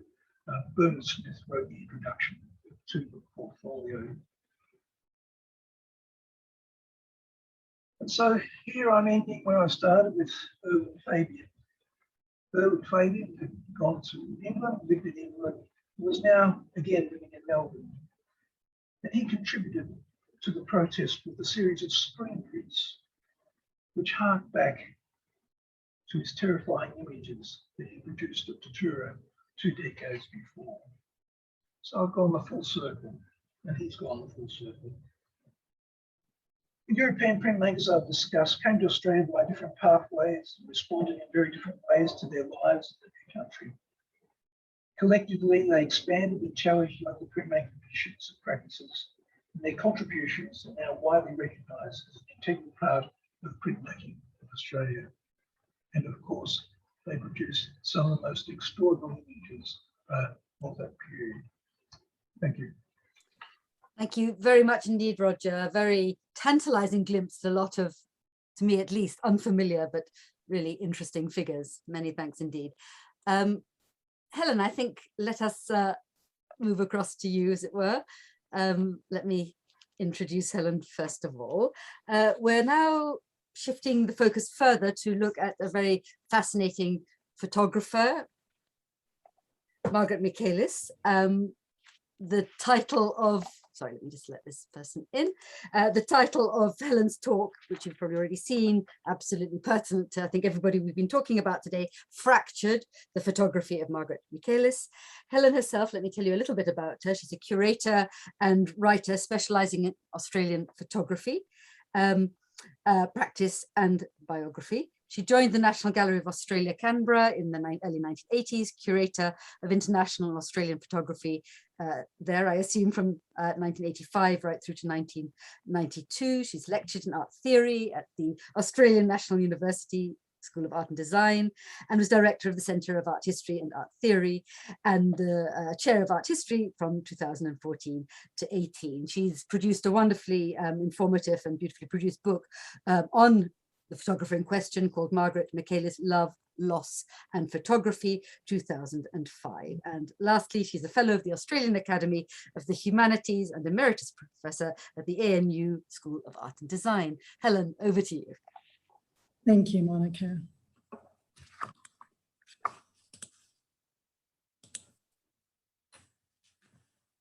Great, thanks. So I'll be focusing on an individual's experiences, but the aim, of course, is to illuminate a larger story. And that's where Jay Winter's comment yesterday about loneliness coexisting with creativity is so pertinent. So Margaret Michaelis, who you see here on screen, her hold on history was precarious, to say the least.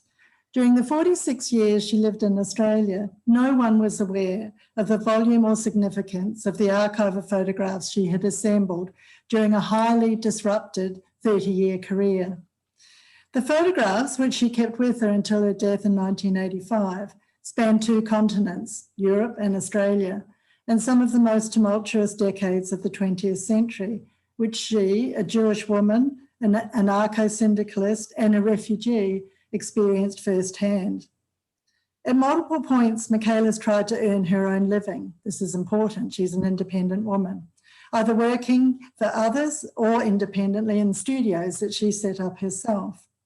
The bodies of work she produced were, of course, far larger than her own archive suggests, because most of her photographs were commissioned and they remained in the hands of clients rather than hers.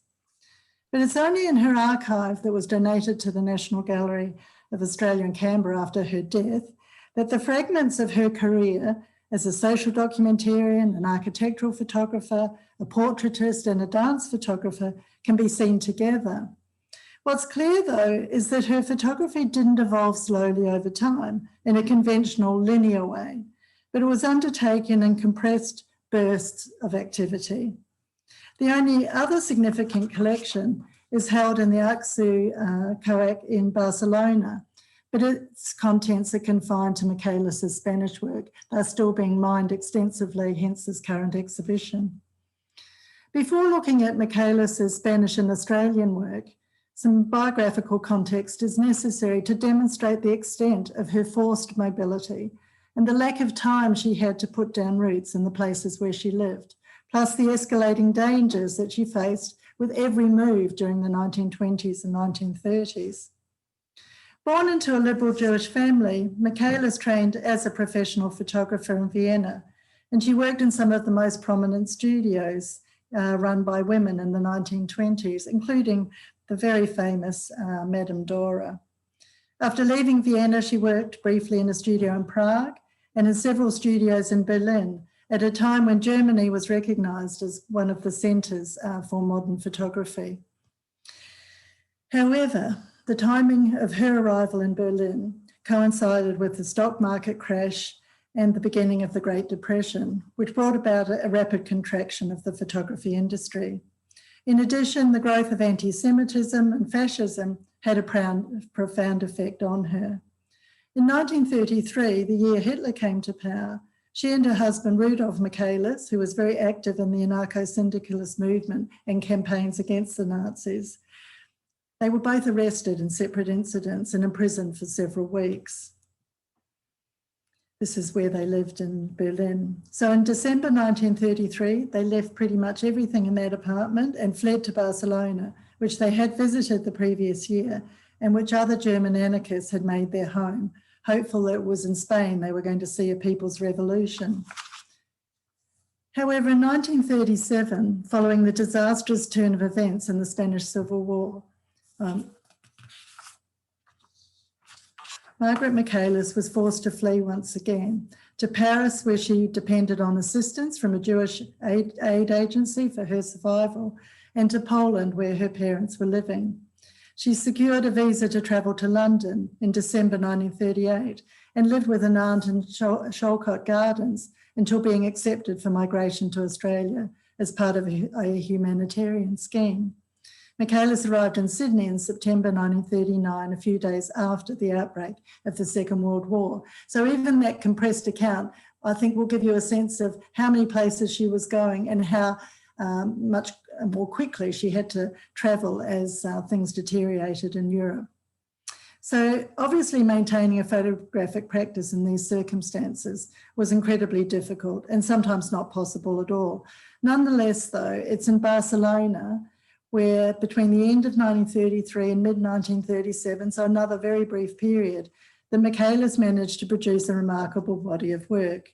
She opened her own studio in an upper middle class area of the city and became closely associated with a group of progressive Spanish architects known as the GATT Pack, who were led by Josep L. Sert and had links to Le Corbusier. Prior to the Spanish Civil War, GATT Pack was involved in developing an ambitious urban renewal scheme, an example of a utopian but arguably technocratic vision of what architecture could contribute to modern society. The plan was to demolish a notorious rundown area of Barcelona known as the Barrio Chino. This is old Chinatown where this photograph was taken, and to replace the buildings there with new modernist commercial and residences for the benefit of the area's extremely disadvantaged inhabitants. Of the Barrio Chino, Michaelis herself wrote, and I quote, "It's the dark side of Barcelona and a disgrace to the whole of Catalonia." And I quote that because obviously it's evidence of her social conscience. She was particularly appalled by the living conditions children faced and said that the children there were like a silent accusation. So the photographs that she took during these incursions into the Barrio Chino comprised two main groups. One dates from her first visit sometime in 1932, when she was on what she described as a raid for interesting pictorial material. Because these photographs weren't conceived directly with social or political intent in mind and are examples of what we call street photography. But the second group dates from a year or two later and underlines Michaelis's development as a social documentarian who, in a more orderly and purposeful fashion, photographed the buildings in the Barrio Chino, exterior and interior views, and the lives of the residents.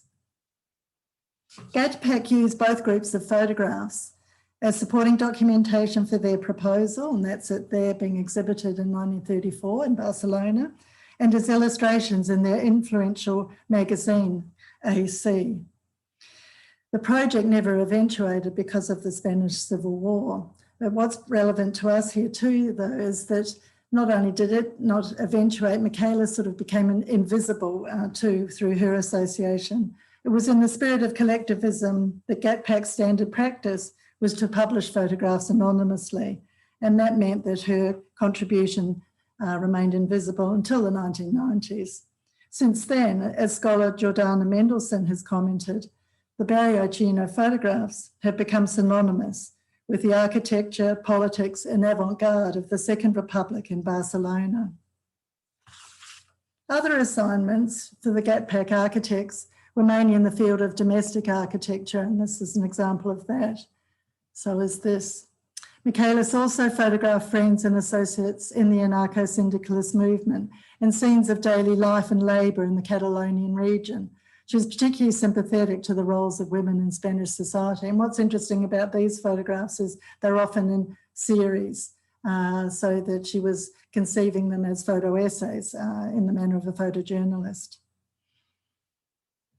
In her pre-Civil War photographs that I've been showing you, Michaelis's command of modernist photography is abundantly clear. She used varied vantage points, such as close-ups, but up and down views, and she favoured strong graphic compositions. And the architectural views that I've shown you are distinguished by their formal clarity and objectivity. But the photographs taken during the Civil War are different. They convey a sense of flux and urgency.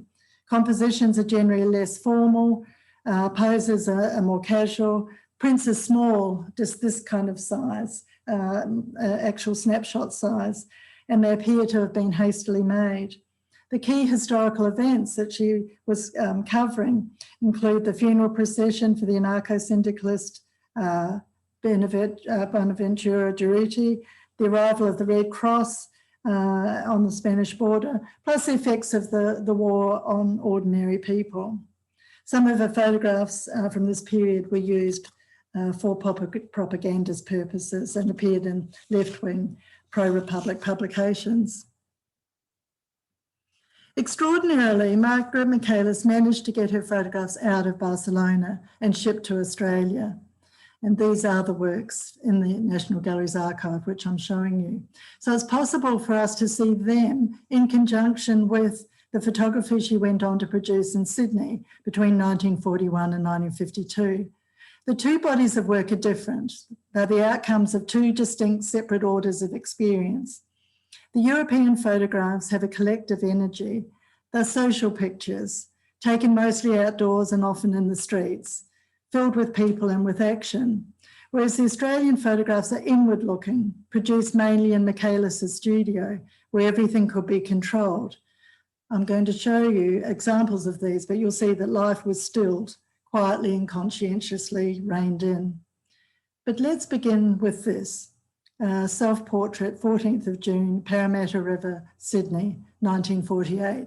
Even that title gives you a lot more information than Michaelis normally does with her pictures. But for us, there's still a lot of gaps there in our specific knowledge. Why that day, for example, exactly why that location.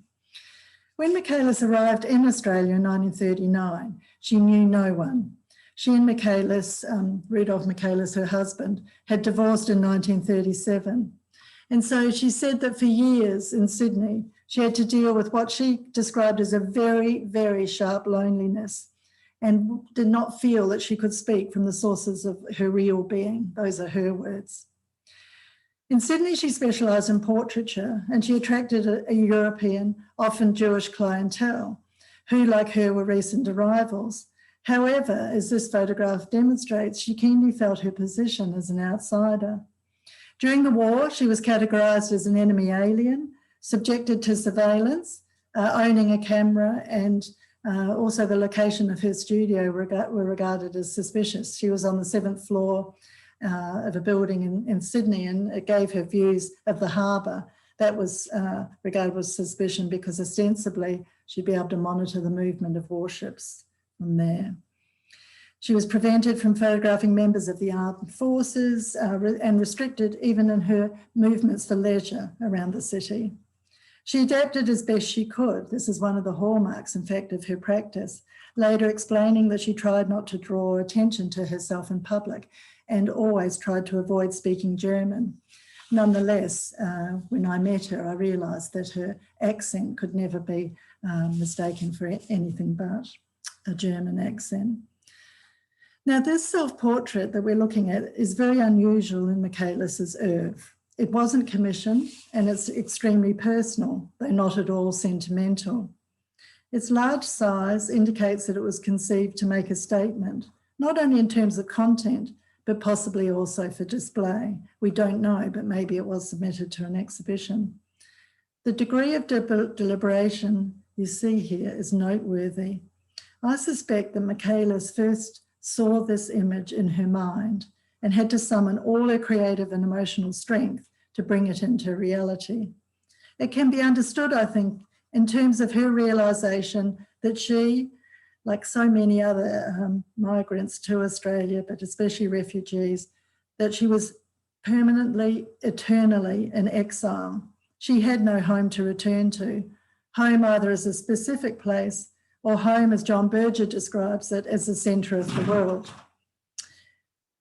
We know from historian Helen Graham's research that Michaelis's mother, Fanny, was murdered at Auschwitz, and her brother Eric, who had migrated to Brazil, suicided in the year that she made this photograph. Little wonder then that Michaelis chose a God-forsaken semi-industrial site for her self-portrait. She's taken up a position on the river's muddy flats and is directing her gaze towards a view that offers no prospect of beauty, idealisation, or escape. In her Sydney studio, Michaelis's skills as a portraitist flourished, revealing her commitment to a modernist ethos and long-standing interest in psychology. Her approach was based on a belief in the subject's essence and in photography's ability to capture it. She brought a psychological dimension to her portraiture, which was unusual in Australia, and especially because she rejected the gloss and superficiality of standard studio portraiture of the period. Some of her most outstanding portraits are of artists, as in the case here, but also of women. Jean R. was a dancer with the Bohm-Duchen Ballet, Elizabeth Bergner, a Viennese actress, and the writer Cynthia Reid. These female subjects, all creative individuals, are not one-dimensional. They're very present and are shown to have multiple qualities. They're alert, sensuous, and poised. The photograph, I think, of Cynthia Reid, in fact, is one of the strongest portraits of this time. It suggests complicity, an active agreement between her as subject and Michaelis as photographer, because Reid faces the camera in a way, I think, that's very knowing, simultaneously media savvy and intimate. It still appears to be incredibly modern. Dance photography is another important, this is a further example of that psychological intensity that I'm saying is quite characteristic of Michaelis. You can really feel that even in the portrait of a young child. So dance photography is another important category in Michaelis's Australian work. She worked mainly with the Bodenweiser ballet, established by Gertrude Bodenweiser, with whom she had much in common. Aside from their Austrian background, the two women also had first-hand experience of anti-Semitism and its appalling consequences, and both had found themselves exiled in Sydney. Bodenweiser's husband, the Jewish theatre director, Jacques Rosenthal, died also at Auschwitz. Michaelis was very sympathetic to Bodenweiser's expressionist form of dance and developed an innovative, informal approach to depicting it. She often photographs the dancers outdoors, in parks, at the beach, rather than in the artificial environment of the studio. I think the photographs are important because they show the dancers' total immersion in dancing, in the creative act itself, something that Michaelis really hones in on. Some subjects are caught at an extreme improbable moment, others are momentarily and exultantly airborne, as in this case. Dancer Shona Dunlop wrote that Michaelis possessed a keen eye and, in her words, an uncanny gift of perceiving a moment of truth. That, of course, is this modernist ethos I mentioned before. Dunlop went on to say, she had the patience and the sensitivity to catch the picture at its rightful climax. There are numerous photographers and artists across media whose work made before and after their migration, whatever their circumstances there, is distinctly different. The Hungarian-American photographer Andrei Kertész is just one such example. But what's especially moving about Michaelis' story is that there were so many starts and stops that she was forced to make, and she tried so hard to adapt her photography to her ever-changing circumstances. Her National Gallery of Australia archive, with all its seemingly unconnected parts, is testament to her resourcefulness and her determination to continue to work. Ultimately, however, this proved impossible. And this little snapshot, she called the dark chair, gives a possible insight into the reasons why. It was the chair where she sat during sessions with her psychiatrist, and we now know that during the 40s and 50s, her bouts of depression and anxiety became more and more acute. Other emigres, European emigres like Wolfgang Sievers and Helmut Newton, went on to have high-profile careers in the photography industry. But in 1952, Margaret Michaelis closed her studio. From that point onwards, her photographs became her secret, part of her fractured archive. Thank you. Thank you, Helen. What a wonderful photographer she is, a real revelation, I suspect, to many of us. Right, I'm now looking, sorry, I hate to be the gatekeeper here, but we are running now slightly late. So I think perhaps what we should do now is reserve the Q&A until the final session. Let's just have 5 minutes break, literally 5 minutes, just for everybody to do what they need to do, and then we'll convene and then move on to art historians and indeed architecture by way of conclusion. So just 5 minutes, yes? Very good. With my eye on the clock, it's now 11:30 UK time, so time to proceed. Okay, I'm now delighted to introduce Dr. Sheridan Palmer, who will be talking about, thank goodness, another woman. Gender, women have not figured very prominently yet, so I'm more than delighted. The issue of gender must and is raising its head.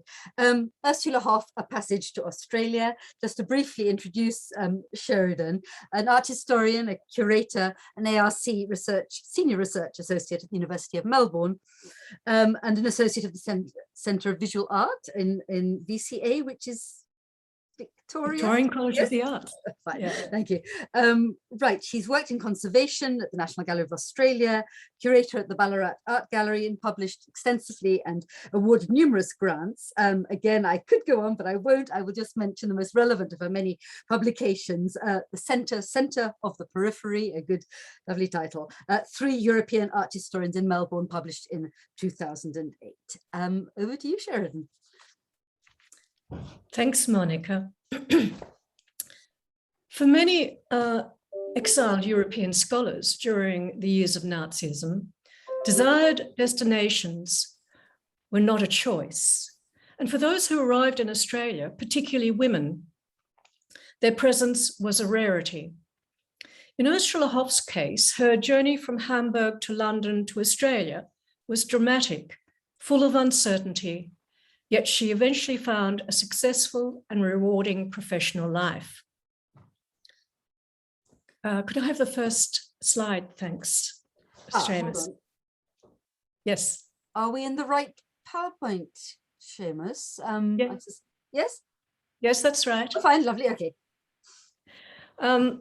Ursula came from an upper middle class Hamburg merchant family that had specialized in pharmaceutical goods during the 18th and 19th centuries. Hofmalz, a medicinal condiment, is mentioned in Dostoevsky's The Brothers Karamazov. In 1909, accompanying her husband on a business trip to London, a heavily pregnant Thusnelde Hoff gave birth to Ursula, a geographic location that 23 years later would prove very, very beneficial.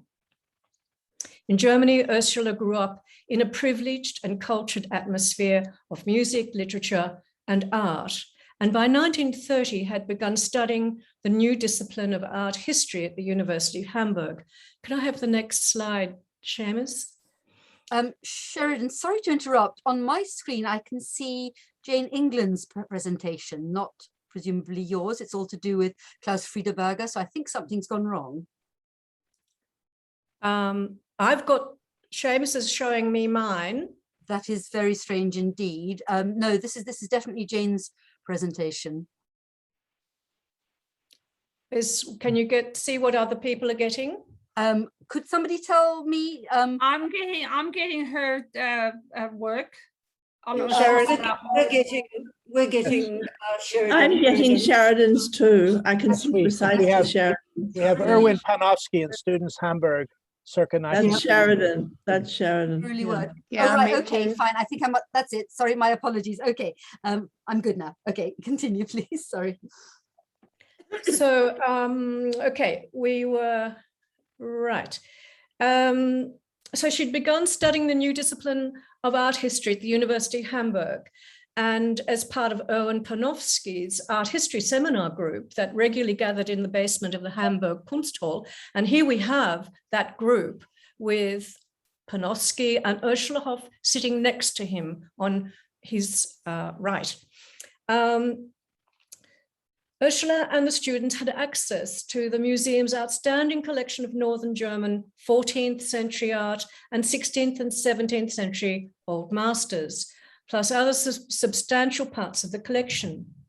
This gave her an exceptional scholarly and curatorial foundation. Can I have the next slide? Thanks, Seumas. She also had private tuition with the Rembrandt scholar Fritz Saxel, the director of the Bibliothek Warburg in Hamburg. Indeed, Ursula was amongst the last group of students to make use of this remarkable confluence of scholars. But all of this abruptly ended in 1933 when the Hoff family fled to London as Hitler came to power. As part of the diaspora of German Jewish intellectuals from Europe, Ursula, aged 23, the next slide, thanks, Seumas, she arrived in the city of her birth and was able to take out British citizenship. The Warburg Institute had also escaped from Hamburg around the same time with its remarkable library. Ernst Gombrich noted, in fact, that 30% of its books were not found in the British Library. As refugee stateless guests, the Warburg scholars set about photographing major British monuments, many of which would be lost from bombing during the Blitz. And they also applied their continental art historiography to British art and architecture. Sir Kenneth Clarke commended these exiled scholars for understanding and illuminating both the limitations and the inherent vitality of English art. Though Ursula had been a favorite student of Fritz Saxel's in Hamburg, she chose to pursue her postgraduate studies at the newly opened Courtauld Institute of Art, a prudent decision that gave her access to some of Britain's prominent art connoisseurs, artists and writers. Her supervisor, Professor W.G. Constable, had previously been the Deputy Director of the National Gallery, and Sir Robert Witt, one of the founders of the Courtauld Institute, befriended her. Ursula, however, decided to return to Hamburg to complete her doctorate, believing her British passport would provide immunity against the Nazis. She was shocked to find that her freedom was suppressed and traveled to collect research material denied. With money running out, she obtained a Stiftung or student bursary that enabled her to complete her dissertation and return, but not without treacherous obstacles imposed by the Nazis, to London. Back at the Courtauld Institute, Ursula found piecemeal work assisting Professor Constable and Professor Tristan with their bibliography of the corpus of English medieval painting. She became a research assistant for one of the last exhibitions held at the Royal Academy before the outbreak of war, and worked for the British connoisseur James Byam Shaw and the refugee Rubens scholar Ludwig Burckhardt. Her most rewarding job, however, was assisting Sir Karl Parker, the keeper and director of the Ashmolean Museum in Oxford, cataloguing the Henry Oppenheimer collection of old master drawings, an important private collection of hundreds of works by Leonardo, Michelangelo, Raphael, Tiepolo, Rembrandt, and other Renaissance artists.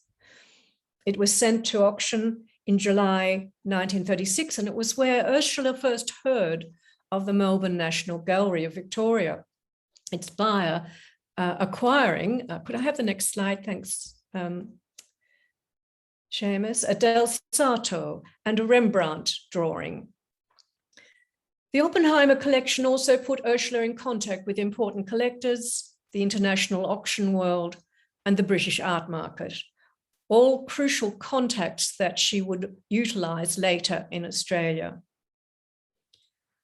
Apart from contact with the Warburg scholars in London, she met other important British curators, such as Martin Davies of the London National Gallery, A.E. Popham and Arthur Hind, both keepers in the departments of prints and drawings at the British Museum, and Campbell Dodgson, a Dürer expert and one of the first English scholars to apply the rigorous techniques of German art history in England. Ursula also knew several exiled German art dealers in London, including Hans Kallmann and Gustav Del Banco, both from Hamburg. Del Banco, like Hoff, came from a well-established family of traders and had studied art history at Heidelberg and was an expert on 17th and 18th century art. After the Second World War, Del Banco opened a gallery of contemporary art in Cork Street with another Hamburg refugee, Heinz Roland, and the elegant Englishwoman, Lillian Brass. It still exists today as Brass and Derby. In 2002, I met and interviewed the sprightly 90-year-old Del Banco at his Hampstead house, where walls were hung deep with minor and major modernist works. He told me he'd switched from dealing in old masters to the moderns because he was able to buy French modern art cheaply during the war and post-war years. Indeed, the relocation of thousands of important prints and drawings carried out of Europe by refugees in their suitcases dramatically altered both private and public collections, as well as elevating works on paper to a new collectible level. The extraordinary community of exiled European art historians living and working in London between 1933 and 1940 irrevocably changed the British art world. But once war was declared in September 1939, many of these learned men and women were either dispersed, interned, and sent to Commonwealth countries such as Australia and Canada, or survived through charities. The Dunera men, Ludwig Hirschfeld Mack, Leonard Adam, and Franz Philipp were transported and ended up in Melbourne. William Heckscher was interned for 18 months in Canada. And could I have the next slide? Thanks, Seamus. Oh, sorry, that was, I should have given that one a bit earlier. That's Del Banco, but may I have the next slide? Ursula's father, Leopold, who wanted his daughter to get as far away from the epicenter of war, was interned, and Ursula's mother volunteered at a London soup kitchen. And you'll see here that Ursula's mother is the only one not really dressed in the kitchen uniforms, and is remarkably similar looking to her daughter, Ursula. And I imagine that Thusneldi Hoff probably also managed to get a feed during this time. As major collections were moved out of London, employment for Ursula evaporated. She'd written to Erwin Panofsky at the Institute of Advanced Studies at Princeton as early as 1935, inquiring about work at American universities. And can I have the next slide? Thanks, Seumas. This is Panofsky's reply to Ursula. I quote, "In a discipline such as ours, which has only become an academic discipline in the last 15 years, there are many young people waiting for older ones to make way. And masculinity," he said, "also precluded opportunities for female art historians." Fortunately, Ursula's friend, William Heckscher, succeeded in helping her secure the position of secretary at the University of Melbourne's Women's College. And interestingly, this post had been created for a young German Jewish woman. On the 31st of October, 1939, Ursula sailed for Australia. The boat had been painted battleship grey, its windows covered, and it had to zigzag the ocean to avoid enemy submarines. In her diary, Ursula copied this poem by Louis MacNeice. I quote, "And why, now that it has happened, should the atlas still be full of maps of countries we shall never see again? And why, now that it has happened and doom all night is lapping at the door, should I remember that I ever met you once in another world?" The Australian historian Max Crawford similarly noted that to migrate is to be uprooted, to be compelled to adjust old habits and assumptions to new circumstances. When Ursula arrived in Australia in late December 1939 with her British passport, she was not considered a stateless alien and was able to enter directly into the workforce. Could I have the next slide? Thanks, Seumas. Though she was the type of immigrant Australia desperately needed, like many other learned and skilled refugees, her cosmopolitanism, qualifications, and cultural values only served to accentuate her otherness. In order to close the cultural gap, she went through an adaptive process and discovered certain truly Australian cultural conditions, some pleasurable, and others that revealed the insular provincialism often referred to in Australia as the cultural cringe.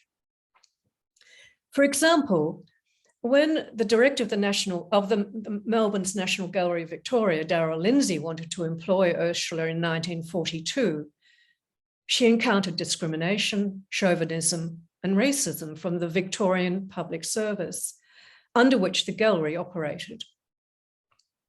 It created a new position for her, even though the position for keeper of prints was vacant.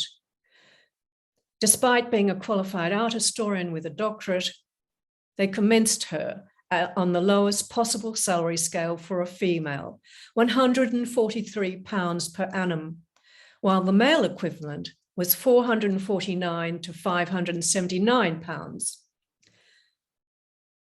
To contest or deconstruct masculinist space was simply out of the question.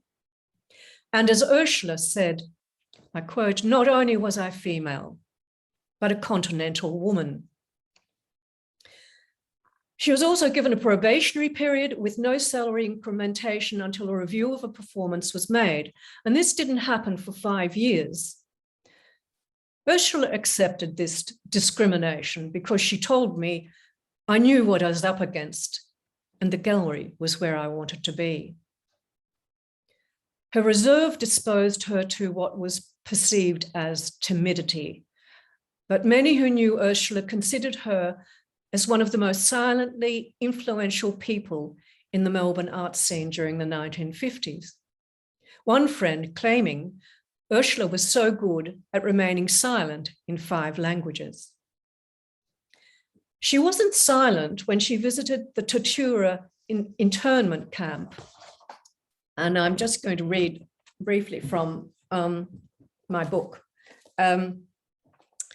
Accompanied by Marjorie Koppel, the Honorary Secretary of the Victorian International Refugee Emergency Committee, to visit prisoners at the Tortura internment camp on the Victorian and New South Wales border, Ursula talked through the barbed wire fence to several internees, encountering Franz Philipp, Peter Herbst, and Gerd Buchdahl for the first time. This meeting of the Europeans provided an opportunity for shared language and, in the case of Philipp, yielded delight at finding another art historian. Sophisticated and culturally enlightened, Ursula epitomized the new Frau, or new woman who had grown up between the wars and embraced the intellectual and physical liberation of Germany's first democracy, the Weimar Republic. She believed that art museums were not just repositories for traditional and contemporary art, but centers where scholarship, art and culture could function together at both a popular and elite level. She transferred these values to Australia through her teaching, lectures, and publications. She was also responsible for dramatically enlarging the collection of the National Gallery of Victoria with first-rate works of art. And her position as a teacher and critic was extremely important to the educational and creative direction of students, artists, and women entering museums. Indeed, for some, she was an exceptional role model. As a scholar, Ursula Hoff's presence and expertise significantly increased the gallery's reputation at a national and international level as one of the most important collections outside Great Britain.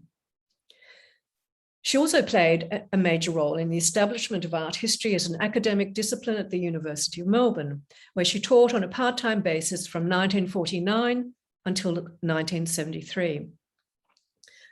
Could I have the next slide, please, Seumas? Her colleagues, students and contemporaries regarded her as an impeccable intellectual, and together with Franz Philipp,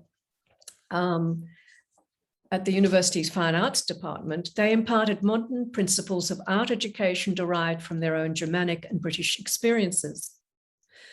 Furthermore, from 1945 until the early 1950s, when enormous quantities of important artworks were changing hands on the international market, the Melbourne Gallery, which was one of the wealthiest in the immediate post-war period, would not have acquired the quality or the quantity of first-rate works, European works, without Ursula's astute judgment and her international contacts.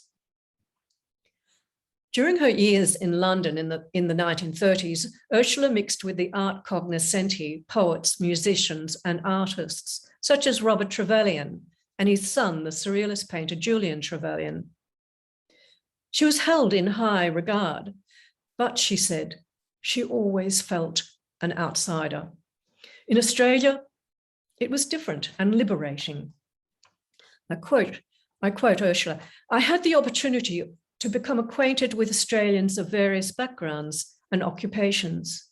Colleagues at various departments at the university were preoccupied with similar ideas to their contemporaries in England. At the National Gallery of Victoria, Ursula experienced a decade of productivity, and in 1992 wrote to her old friend William Heckscher in Canada.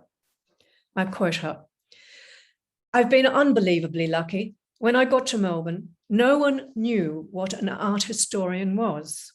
While the National Gallery was looking for someone to look after its department of prints and drawings, I got appointed to an art gallery job and had the best years of my working life."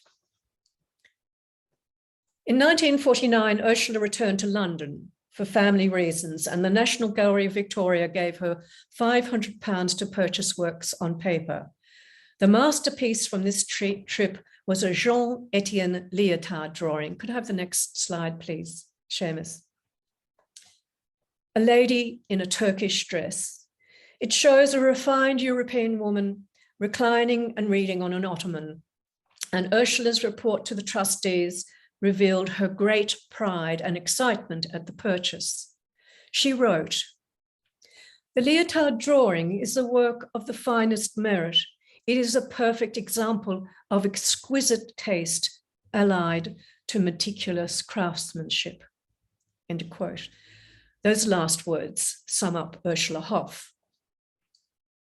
Europe, England, and eventually Australia, where Ursula became the first qualified art historian to hold a curatorial position at a state gallery. As a lecturer at the newly established Fine Arts Department at the University of Melbourne in 1948, and later as the Felton Advisor in London from 1975 to 1984. Ever conscious of being a highly qualified foreigner in a young provincial country, she sensitively utilized her immense Kunstgeschichte, her exceptional continental training and international contacts to lasting and valuable effect. Though she was unquestionably an important bridge between Europe and Australia, she remained an insider and outsider. From a student training during the progressive Weimar Republic, when Germany had been the gateway to modernity, to her exile in London and her relocation to Melbourne, Ursula Hoff's journey to becoming the mother of art history and curatorship in Australia is a story about her dedication to the arts, as well as a journey of arrested and emancipated mobility. As Donald Fleming put it, nothing can diminish the brilliance of the contribution of the migrants. Thank you. Thank you so much, Sheridan. For me as an art historian, of course, that was of particular interest. And I'm really embarrassed to realize that when I was involved in organizing in 2019 as part of the original Insiders Outsiders Festival, we did at Queen Mary College, part of the University of London, a conference specifically on the contribution of the immigrant art historians. Did Ursula feature? No, exactly. So you know more. I did see that, and it just came too late for me to. What a shame. Contribute. And that was pre-Zoom day, so it wasn't recorded. But anyway, again, wonderful sort of extra material coming out there. Thank you so much. Lovely. So let's now proceed to the last formal presentation by Rebecca Horcroft. Rebecca, I imagine you're ready to go. She's going to be spreading the field, extending the field even further to give us what, again, I think will probably, by very nature of the 20 minutes allocated to each presentation, a tantalizing glimpse of the contribution of the European architects to post-war, the European emigres, I should say, to post-war Australian architecture. Rebecca is an experienced researcher and writer in the fields of architecture, architectural design, conservation, and the built environment. Her writing on emigre architects has been published in a wide variety of locations: Frieze Masters, Architecture Bulletin, Historic Environment, and so on. And I should, last but not least, mention that in 2017, so really quite recently, Rebecca curated the really important award-winning Museum of Sydney exhibition called The Moderns, European Designers in Sydney, and was the editor and primary author of the accompanying publication, The Other Moderns, Sydney's Forgotten European Design Legacy, published by New South Press. Over to you, Rebecca, and welcome. Thank you, Monica. Can I screen share?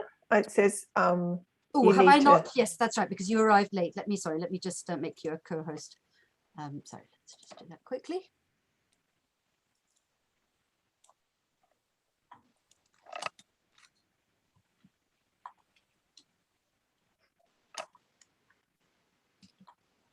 Okay, just give me a minute. There you go, you should be able to do so now. Okay. Yep.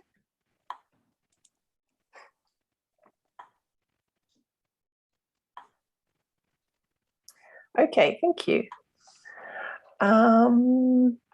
Okay, well, I wanted to say I've been really enjoying the other papers. Although I've not really studied in internment as such, it hasn't really come up particularly in my research. I found it really interesting because my grandfather was interned. He migrated from Italy in 1938 and was at his desk in Sydney working in 1940 when the police arrived and took him first to Long Bay Jail and then to an internment camp.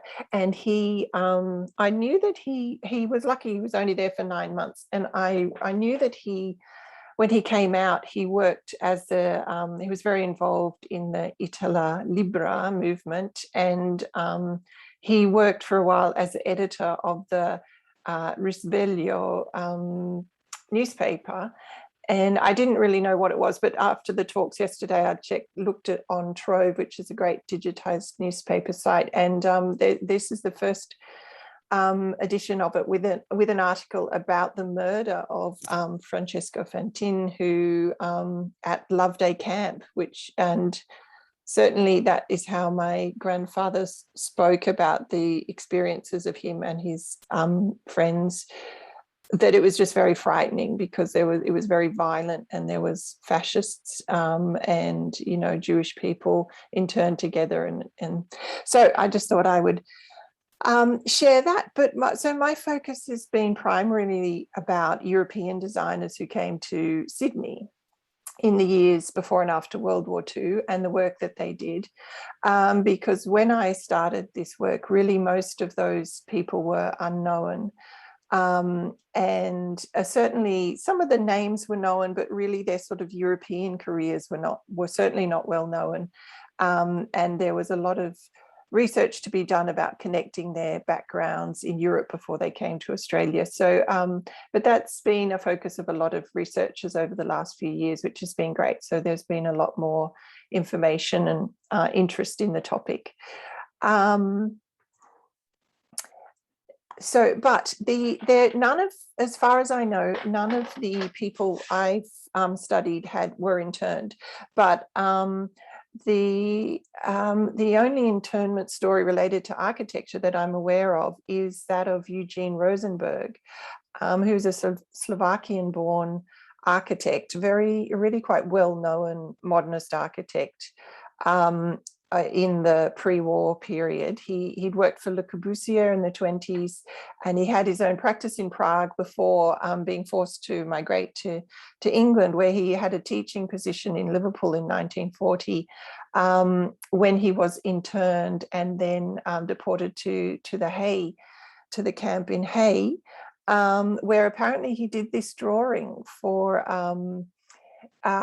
prospective project. He did a number of drawings in the Hay internment camp, apparently, that are now in the collection of the RIBA. And he returned to Britain in 1942 and became a partner in the quite prominent firm YRM, with partnering with the well-known architect and writer F.R.S. York. So as far as I know, that is the terms of architecture, that's the most direct internment story. Really, my focus has been more broadly on the influence of European architects, and I think this quote is very effective to demonstrate how enormous the disruption of the rise of National Socialism and the war was in terms of that sort of modernist avant-garde. Basically, the vast majority of people migrated, and as you have focused on, many of them to the UK, and of course many to America, but also the impact on Australia was also very significant. But that is also, importantly in the context of a very big shift in Australian culture away a bit, as Roger Butler was describing, away from a kind of monoculture of British heritage towards a much more diverse population because of the large numbers of European migrants that started from the 30s and went through right to the 60s. But what we had is also a sort of a monoculture of architecture in many ways, with this idea of the sort of suburbs sprawling out with a kind of conservative bungalow form, and really a very limited influence from modern architecture. And modern architecture in Australia in the 30s was still very much hotly debated, and many commentators were against modern architecture, suspicious of it. And this tellingly is from the 1954 publication by Harry Seidler, who is actually became the most famous European emigre architect, and probably for a time the most famous Australian architect for many decades, I would say. But he was very critical of the architectural context that he arrived into, and this is one of his schemes that not realised, but he had very much a very kind of staunch modernist approach to architecture, and was a really prominent commentator and lobbyist for modernist architecture for decades. So Harry Seidler had been born in Vienna in the 1920s, but when he was 15, because of the annexation of Austria, his parents sent him to England for his own safety, and he's billeted with a family there where he is studying. And it's in 1941 where he is deported. He's suspected as being a threat. He's deported to Canada, and he's interned in Canada, and for a number of years he ends up staying there to finish his tertiary education, his studies in architecture, and then he goes and does postgraduate studies in America with some of the modernist luminaries of the period, Walter Gropius, Marcel Brauer, and others and he has this sort of incredible exposure to modernism through that emigre community in the United States. He also goes to Brazil and on his way to Australia, but he comes to Australia in 1949 and just continues his career here. His internment story emerges as a very prominent thing, especially in his later years. In his biography, there was a large exhibition of his work and his kind of personal history, and it included this shirt that he had kept from his period of internment in Canada, which I think is quite amazing that he actually retained the shirt and had kept it all his life. So this is now in the collection of the State Library of New South Wales, and this is one of his drawings of the camp. He had a very detailed diary of his camp years. So the camp figures as his internment experience figures as something that really kind of shaped his worldview and his attitude to life, and probably his perception of his place in the world.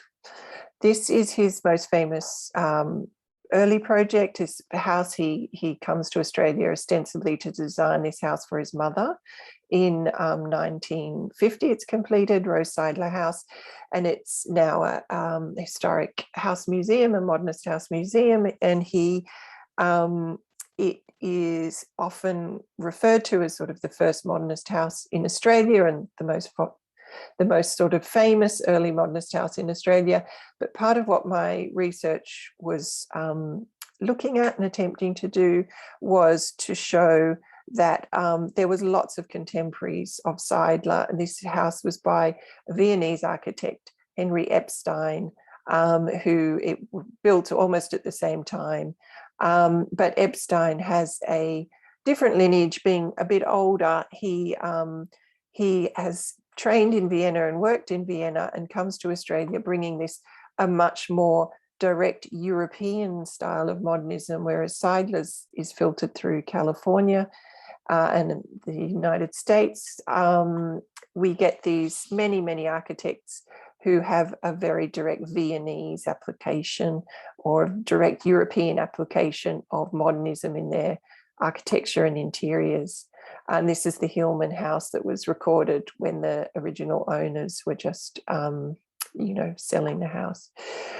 But I have not particularly studied people in other states, but I just wanted to make the point that there was a large number of influential emigre architects and designers across all the states of Australia.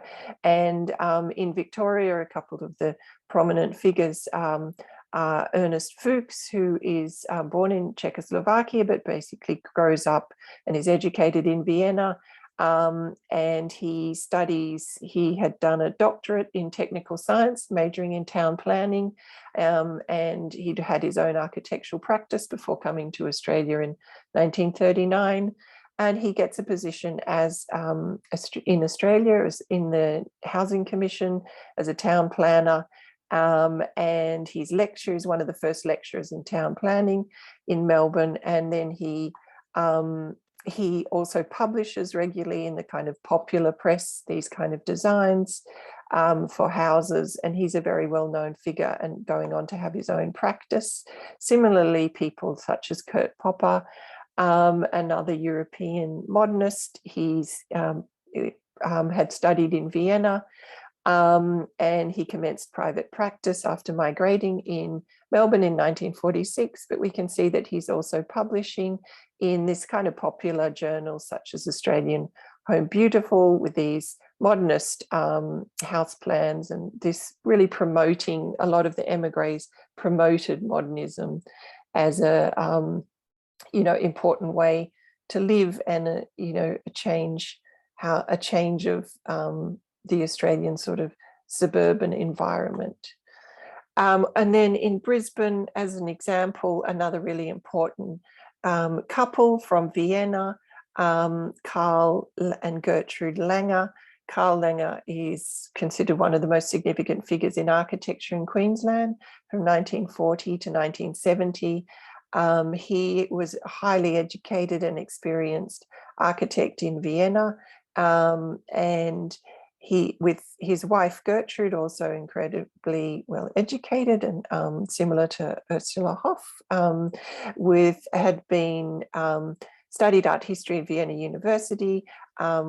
She had a doctorate of philosophy from Vienna University. She'd also attended lectures at the Sorbonne.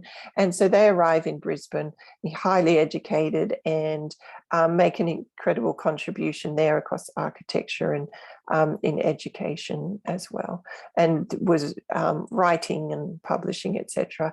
So in Sydney, we see similar figures such as Eva Burek, who she's German, and she migrates with her husband Hugh Burek, they're both German. They've studied in a number of European universities, including in Munich and Berlin with Hans Polzig.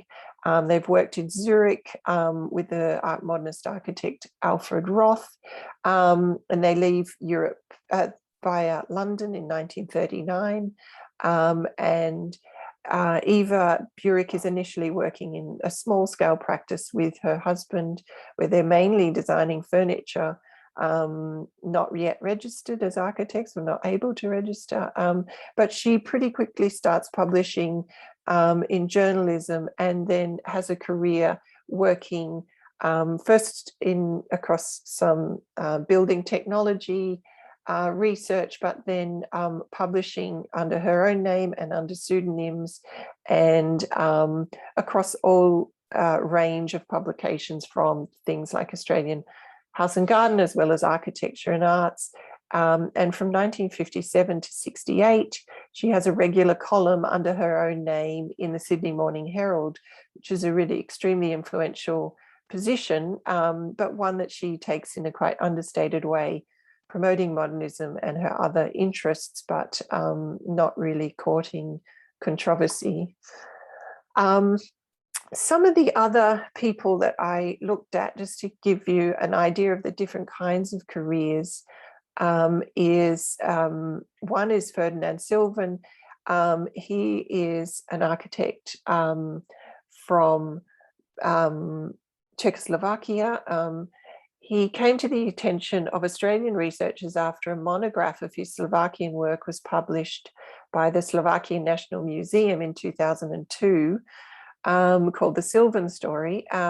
And it noted he had left Slovakia in 1949, and spent the rest of his career in Sydney, and no one knew anything about him here. So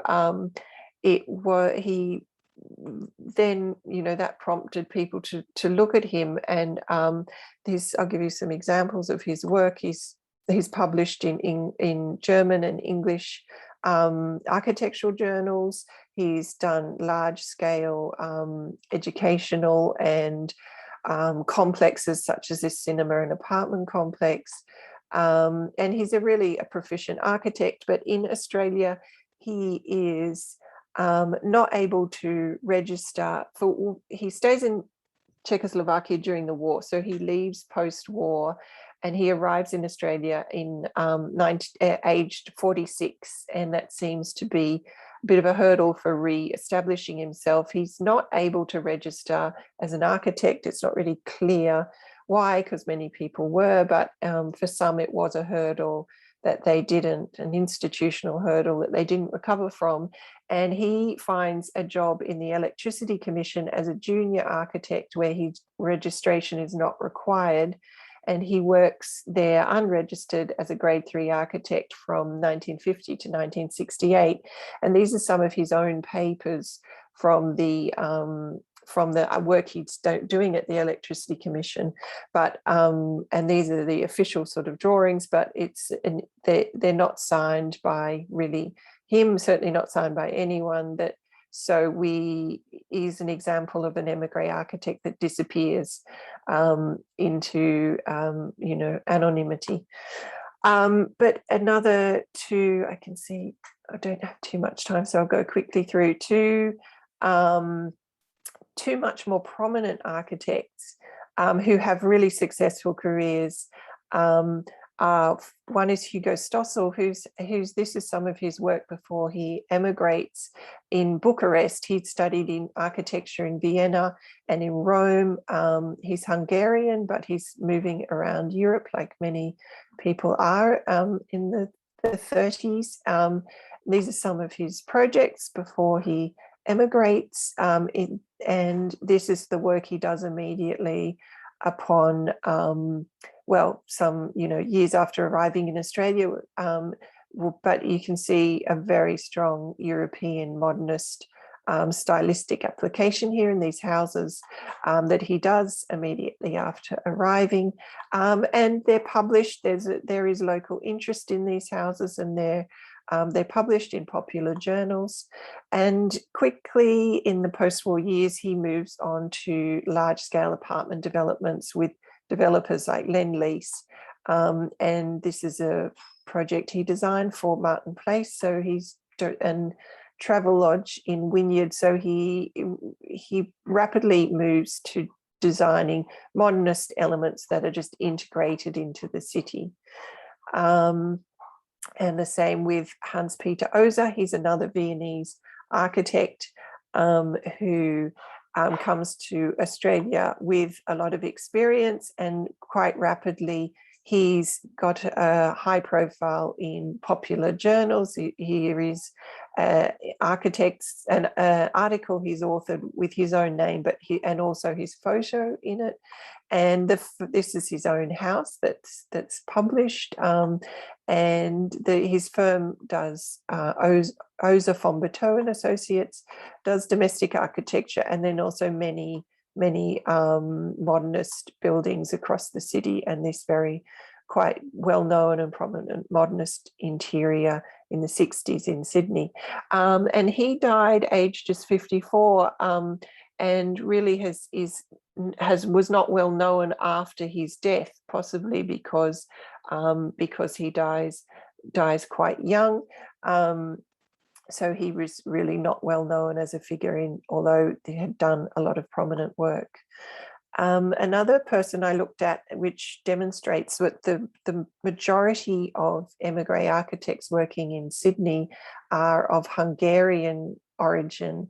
And one interesting story is Susan Kozma Orley. She's the daughter of Lajos Kozma, who's probably one of the most famous Hungarian architects and designers, and she has designed this drinks trolley that is in the collection of the V&A Museum. And she comes to Australia, and after studying in across Europe, and she is a textile designer and graphic designer for David Jones, and has a very small scale practice of her own working amongst the European community in Sydney's eastern suburbs. And these are some of the examples, but really she disappears from view.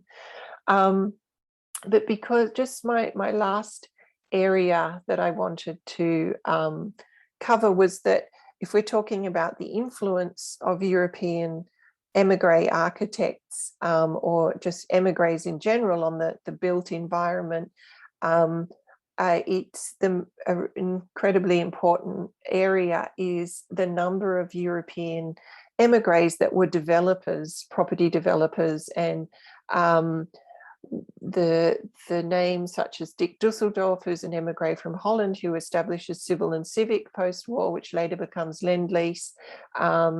Frank Lowy, who Hungarian, who establishes Westfield, which are really pioneers of the modernist shopping centre formats.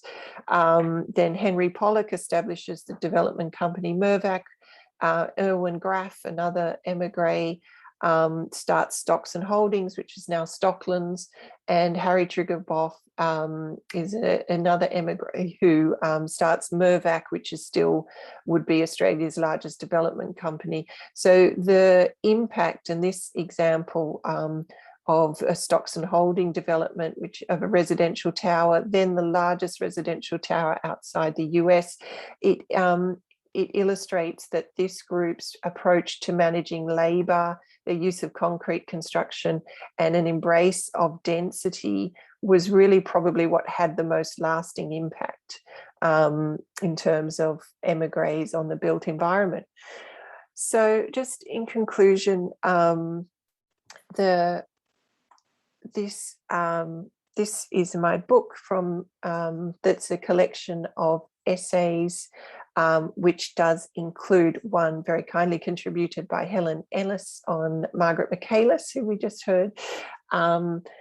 But what the period from the 40s to the 60s is a really unique time when architects with European modernist training and exposure migrated to Sydney in significant numbers.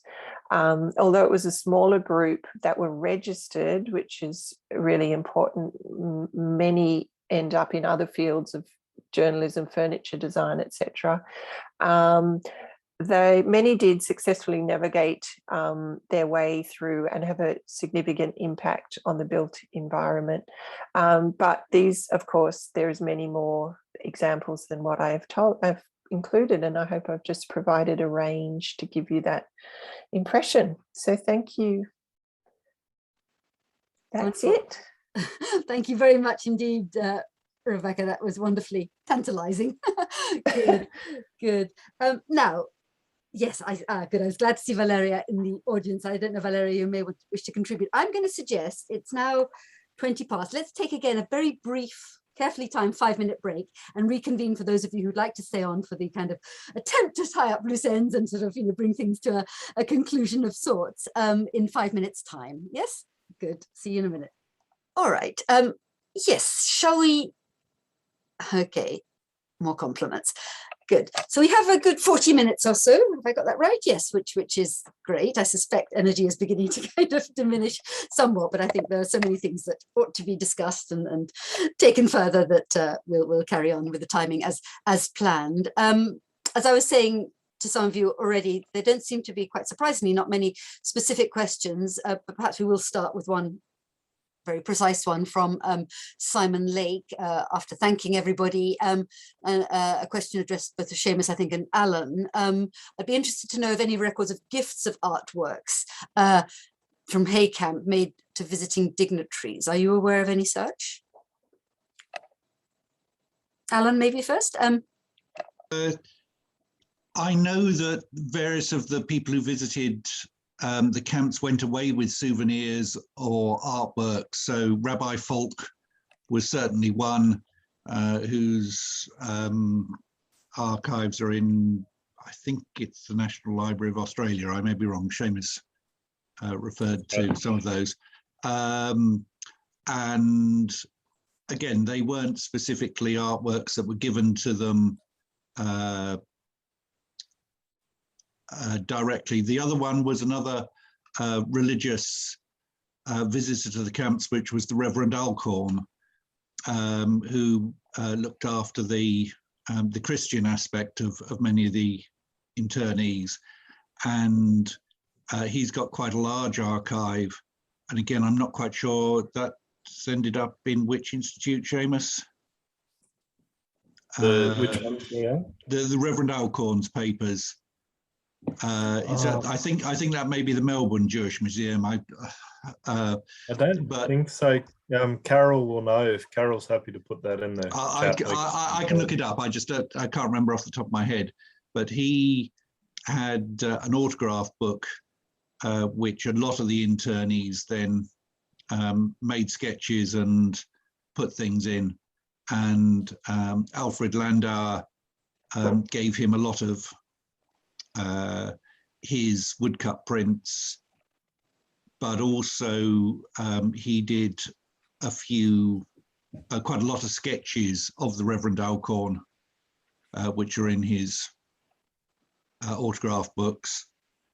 But I'm not aware of that many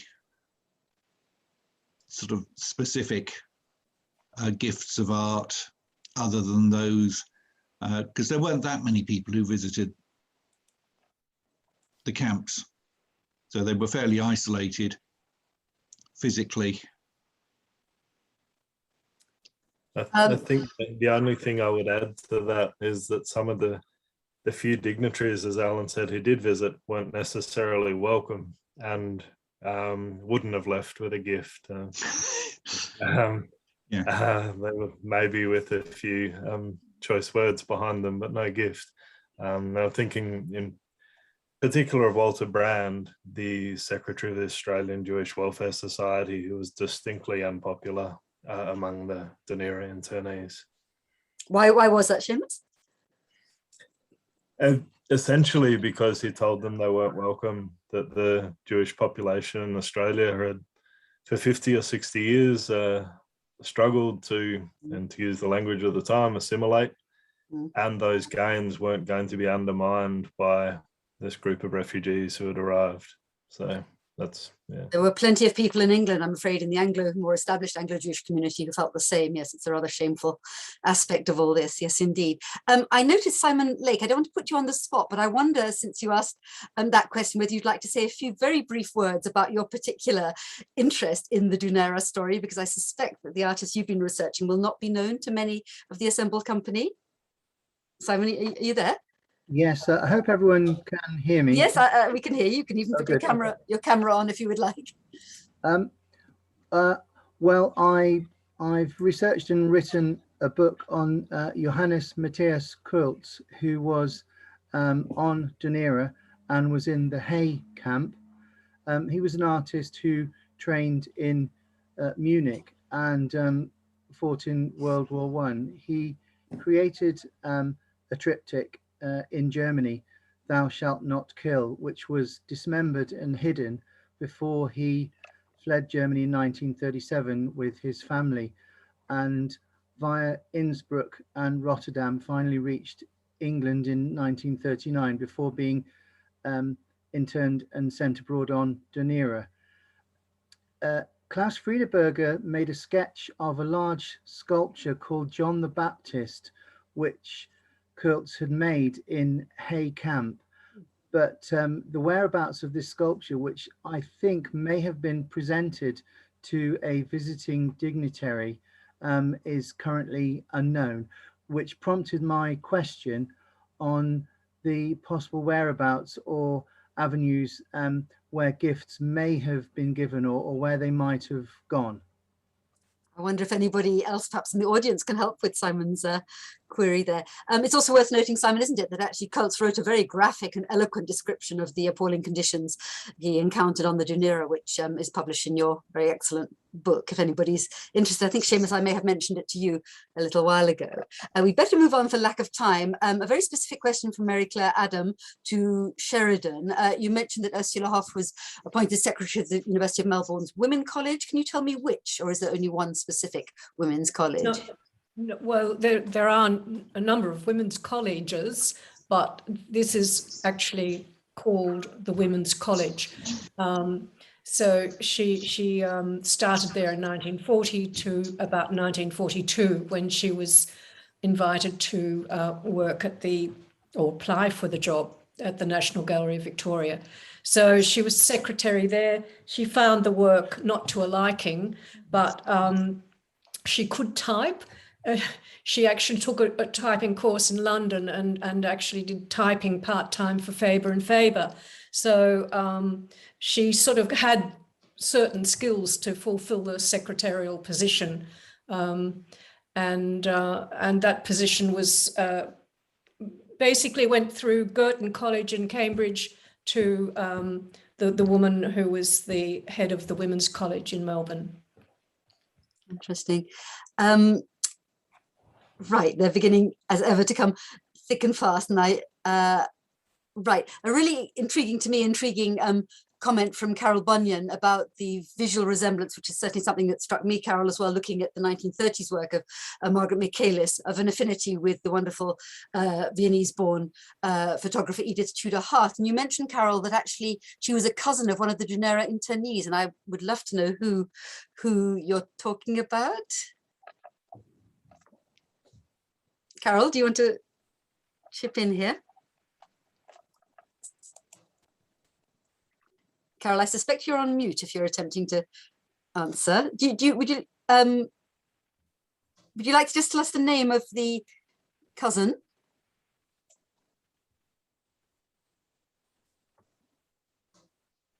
Okay, there seems to be a problem of communication, although she is actually continuing to type things in.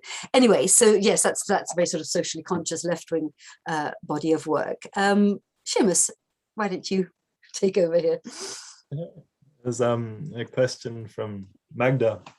I would be interested to ask Helen and Monica about the important side of the photographic studio as an outlet for women emigre photographers establishing lives in new places, both practically but also creatively. So perhaps Helen and then Monica.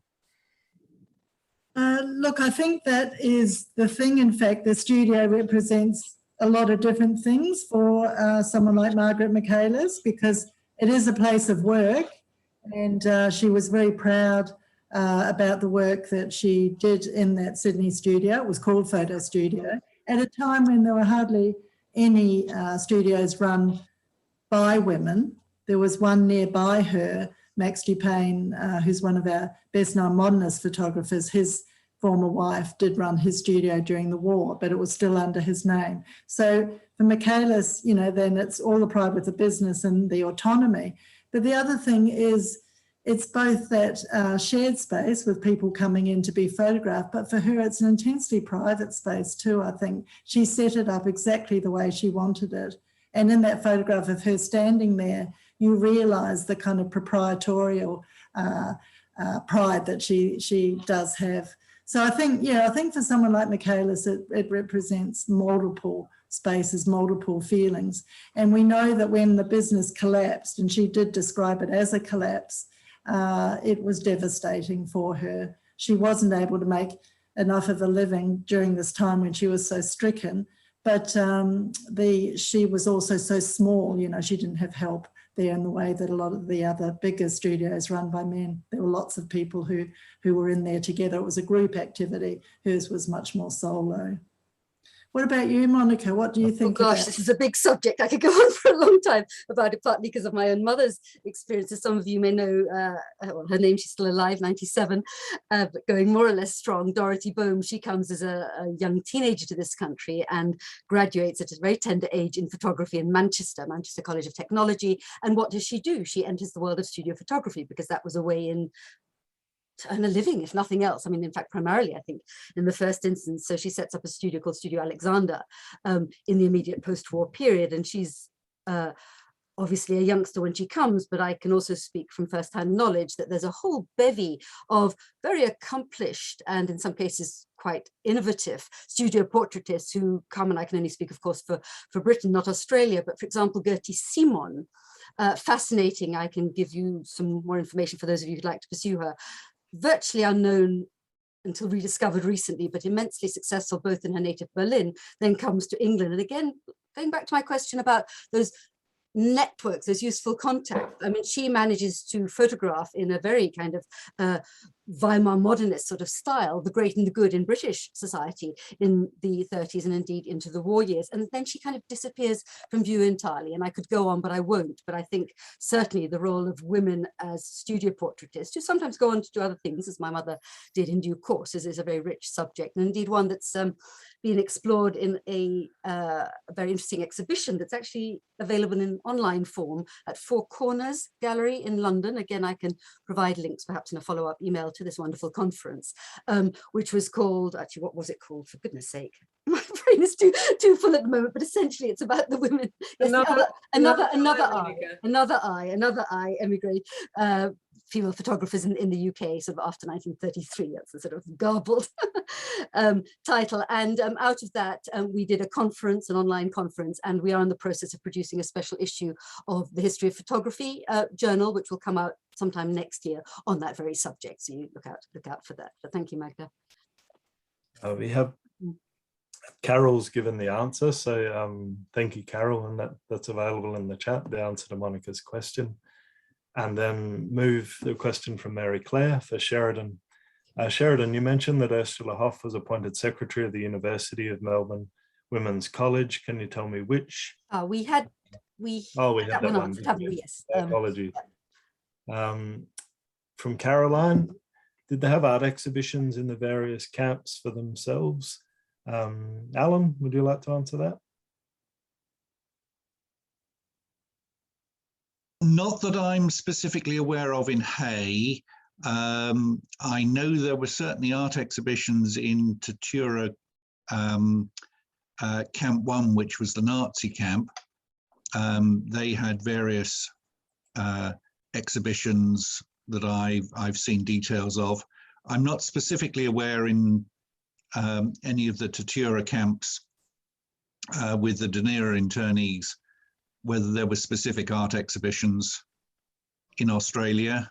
There was very little opportunity for selling art outside of the camp. So in some of the Isle of Man camps, and exhibitions were staged, which were almost commercial style exhibitions where art was actually being sold for quite large sums, whereas most of the money that exchanged hands in the camps for art was pocket money, and it was only pocket money that could be spent in the canteen for cigarettes or other art materials or anything else that really had much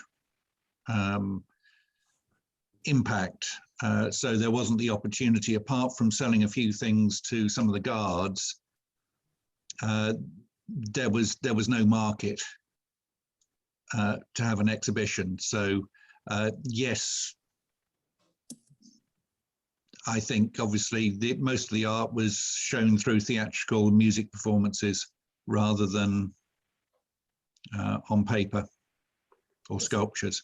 It's a good question, if I can just sort of intervene there, because of course on the Isle of Man there were exhibitions, and they weren't primarily commercial exhibitions. It was a chance to show your work.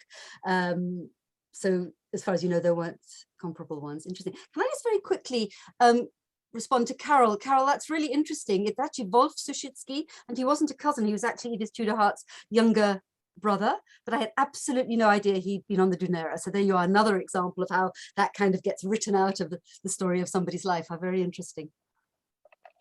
I think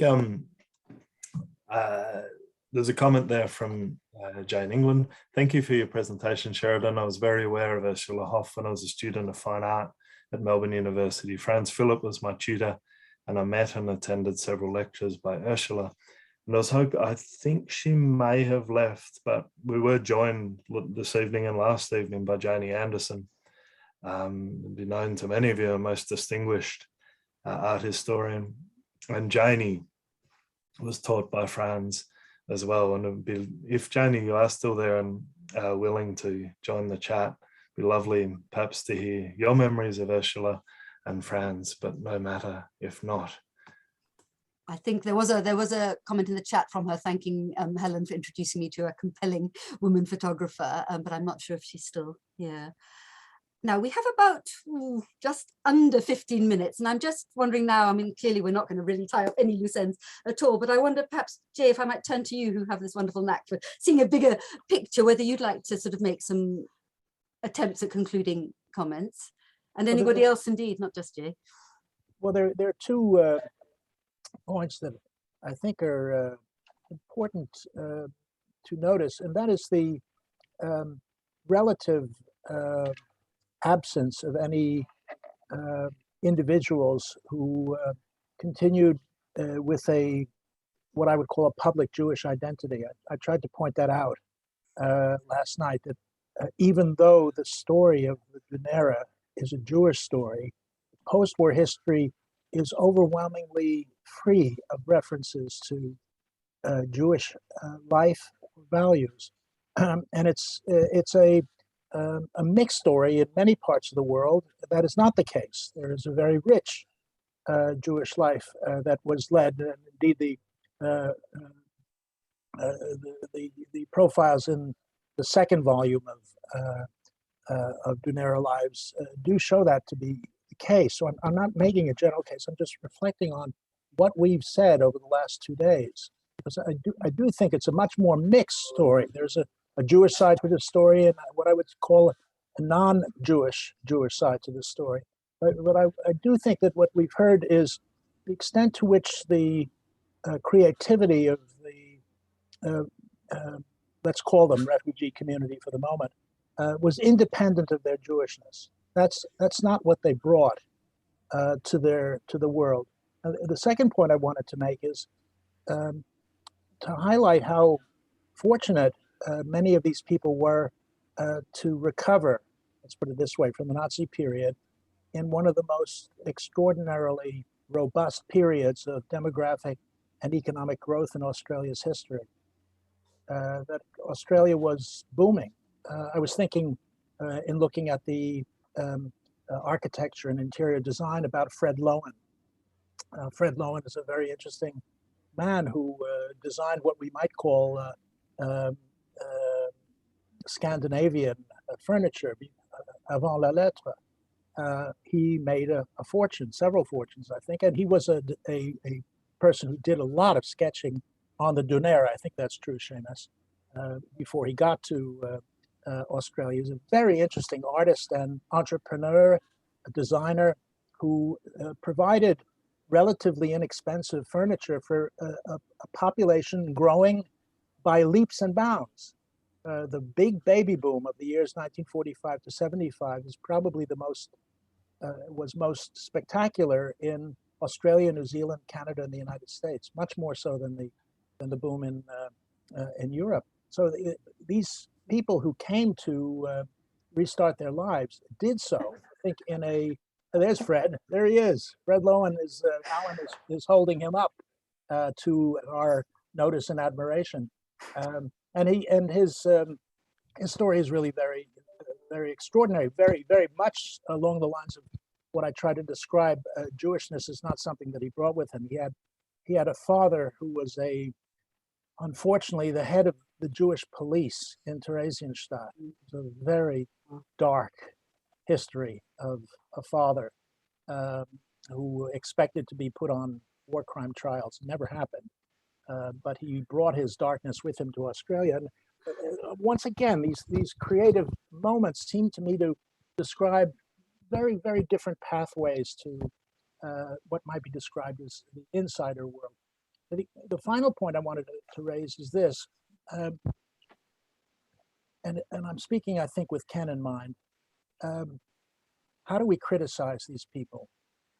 And one of the things that Ken Inglis was determined not to do is to create them as a luminary population we should admire. In some ways, and I don't think this is what's happened yesterday and today, their survival is so extraordinary that we have to admire them. I personally insist upon that. But we must be critical as well. And to learn how to criticize those who've been through hell is an art that I certainly haven't mastered. It's not an easy matter to do under any circumstances. But it isn't the right way to do history through hagiography. They weren't saints. Some of them were sinners. I think Seumas at least talked about one of them who was. But they were people with lives like ours and like many others. And I would like to raise that issue, perhaps for reflection later on, Monica. I know you've thought about this and written about it very penetratingly. How do we write the critical history of a group of people who we admire? It's not an easy matter, and I refuse to give up the admiration of, for instance, of Herschel Mach as an example. I just think it's astonishing. But criticism is what we do, and I'm not sure I know how to do it. I'll put it that way. Maybe Seumas has a thought or two on this. We've spent years opening the question, but not closing it. Not at all. No, I don't have much to add other than Ken forbade the word contribution. That's right, isn't it, Jay? We weren't allowed to use that word. Yeah, he was keenly aware of avoiding, I think, what Jay has called heroic history, but at the same time found it difficult, and certainly Ken admired the Dunera population, but getting, I was going to say getting a balance, but it's not a balance. I mean, achieving that or managing that is a very difficult challenge. I would just say, sorry, this is slightly off track, but if I may, Mary Claire asked about the Women's College, and there is a Dunera link there because we heard mention today of Gerd Buchdahl, the philosopher. Gerd and Hans Buchdahl. Hans was a physicist, the brothers on the Dunera. And the Buchdahl brothers married sisters from Benalla, Nancy and Pamela Wan, later Buchdahl. And both Buchdahl brothers and the Wan sisters, their wives, were very early and important patrons of Arthur Boyd. And Pamela Buchdahl, Mary Claire, Pam's still alive, I think she's 95, a remarkable person. Pam was at the Women's College. And so there are various Dunera connections to that college. I wonder if I might also just chip in there with something that's kind of slightly tangential, but also relevant. And that's probably something you don't in Australia know. There's an exhibition as we speak in not a very convenient place. It's on the border of Wales and England in beautiful Herefordshire, of a body, hitherto virtually unknown body of work by Sidney Nolan, because somebody mentioned Cynthia Reid just earlier, didn't they? And Nolan was mentioned also on a different occasion. It's an extraordinary body of work that he did in the early 60s, primarily, but not solely, in response to the Eichmann trials, of searing drawings. Do check it out. Yes, the Sidney Nolan Trust, it's called. I'll follow up this conference with some. Is that at the Rod? It's at the Rod, absolutely. And it's a magnificent, powerful body of work that's only recently come to light. And there's an interesting essay that's been written on it. So yes, that's sort of by the way, but relevant. Would anybody else of our speakers like to say some concluding remarks? Sure. If I may, because I think that point's right. You know, none of us should be writing hagiography. What I found very interesting with my subject, Margaret, Michaelis when I wrote the biography was that I had to deal with her complexity, absolutely, but I didn't realise until after the book had been published how misled I'd been, because some things she told me I assumed were true. For example, she told me that she and her husband, Rudolf Michaelis, they had this great love. It was like the love story of the 20th century. He was going to join her in Australia and so on. When I found that they had separated in 1934 and been divorced in 1937, because the papers were in her archive, and so that's 2 years before she even came to Australia, I was shocked because I thought, oh my goodness. But she also showed me photographs of the man, Rudolf Michaelis, she spoke about them as her husband, as this man being her husband. And then after the book was published, I found out that was not her husband at all. This was someone who I still don't know who it was. So her narrative was so complex. And I tried, when the time I wrote the book, to think about what it meant to be lied to, because I had uncovered the lie of the divorce, but I didn't know about the lie of the photograph. And in the end, I've come down on the side of Hazel Rowley, the Australian biographer, who says our role isn't to judge there, it's to try and understand. And look, the life that Michaelis had was so extraordinarily complex and so traumatic. The fact that even she survived it, then I thought, yeah, I'm not going to judge about the lying and say what a terrible thing to have done. I did judge my own naivety for taking the oral testimony as being the most accurate. So I've learned a lesson from that. But yes, I think the stories, this kind of research we're doing is it's very layered, and it is very difficult because we go right into people's lives. But on that point, I wonder whether the right word is lie. Putting on a new mask is what refugees and people in flight have done for centuries. There are many, many examples I know of people who have fled from the Soviet Union and in order to survive, had to lie about who they had been, had to create a new identity, had to move. Sheila Fitzpatrick has done a fascinating book on Russians who came to Australia after 1945. And if they didn't have several entirely inconsistent identities, there was something wrong with them, because that's the way you survive the KGB. You couldn't live within your skin in one coherent story because you would be shot for it. But wouldn't it be self-fashioning? Am I being too soft?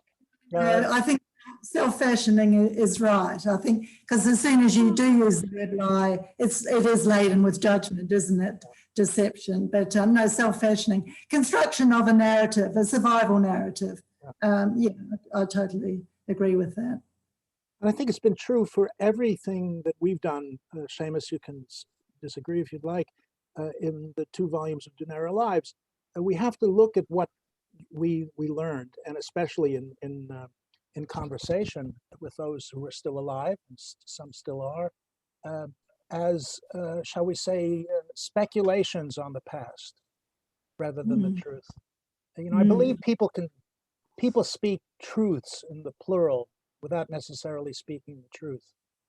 And it's something that I think we really need some compassion for, to recognize how inordinately difficult the lives of these people are. And the number of entirely inconsistent stories in the family, the survivor's family that I came from, completely dominates life.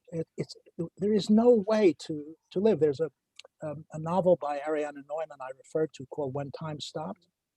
Her father had a wonderful story to tell, but he never said a word about it until he basically died, and she found how he had an entirely different identity.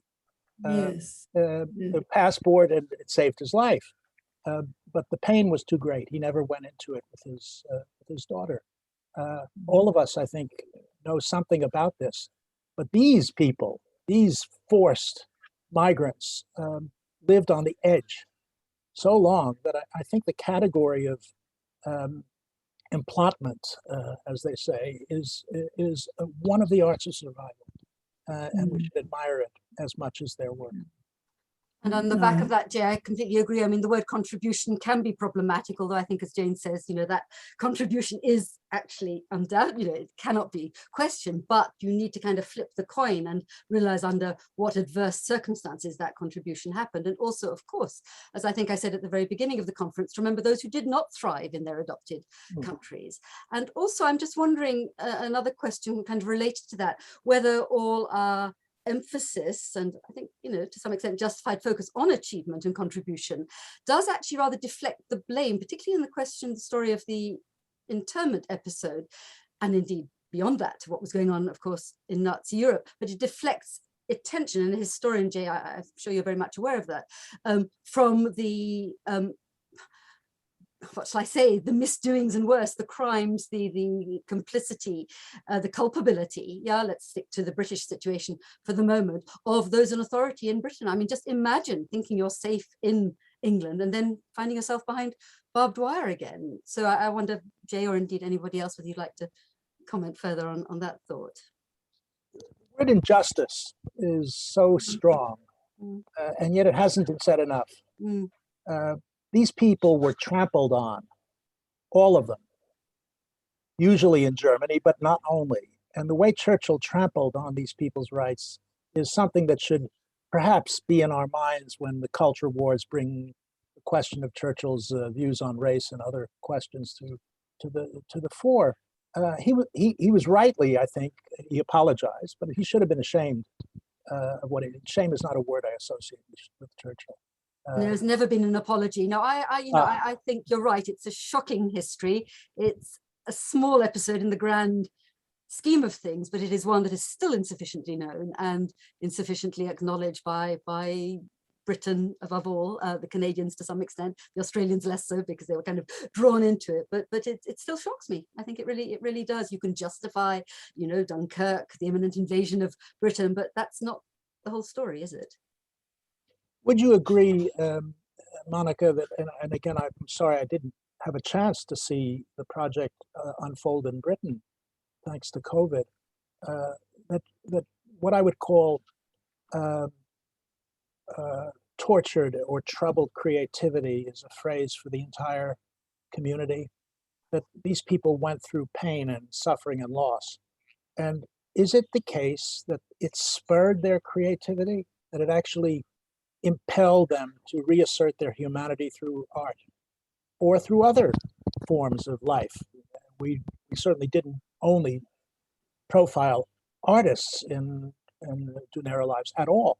We wanted to make sure there was a broad range of people. But I wonder, Monica, whether you have thoughts that you'd like to share with us on this issue of tortured creativity. It's a big, important question, and I hesitate to sort of pronounce judgment on it. But yes, I think essentially, yes, that creativity throughout history in different contexts has always been a way of grappling with, of not making sense exactly, but of actually somehow, engaging with traumatic and difficult experiences.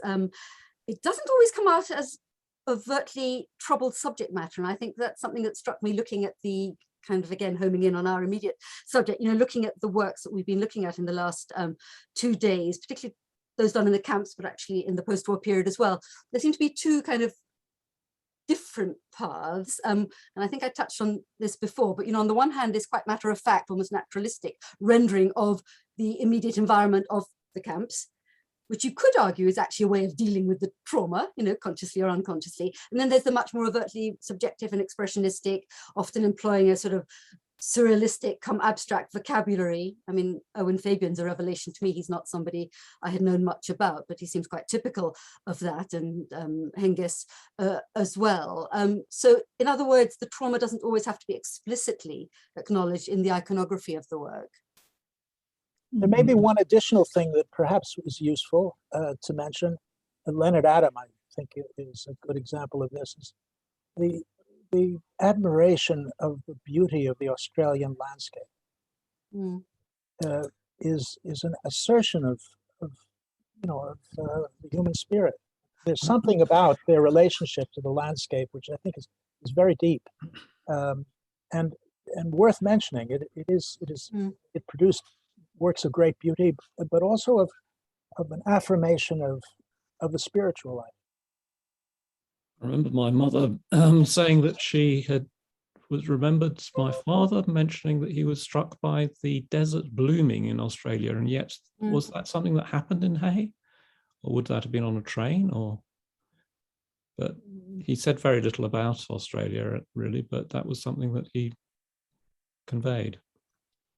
Well, I can tell you that Carol, I think Carol, if she's still here, Bunyan, has corrected me by using the word desert for the area around Hay. That was a gross European deformation of quite a beautiful part of the world. So I was about to say, I suspect Carol was having a fit, but as a person, it was an alien, very new kind of landscape for pretty much everyone, I assume. So certainly, yes, you're right. That engagement with this alien landscape is part of the creative process. I have no doubt. Yes, but they did have to, suffer 40+ degree temperatures, and they did have to, or they experienced the most horrific, dust storms that blow across these big open plains, and so they would have experienced almost a kind of desert landscape at times, particularly during the summer.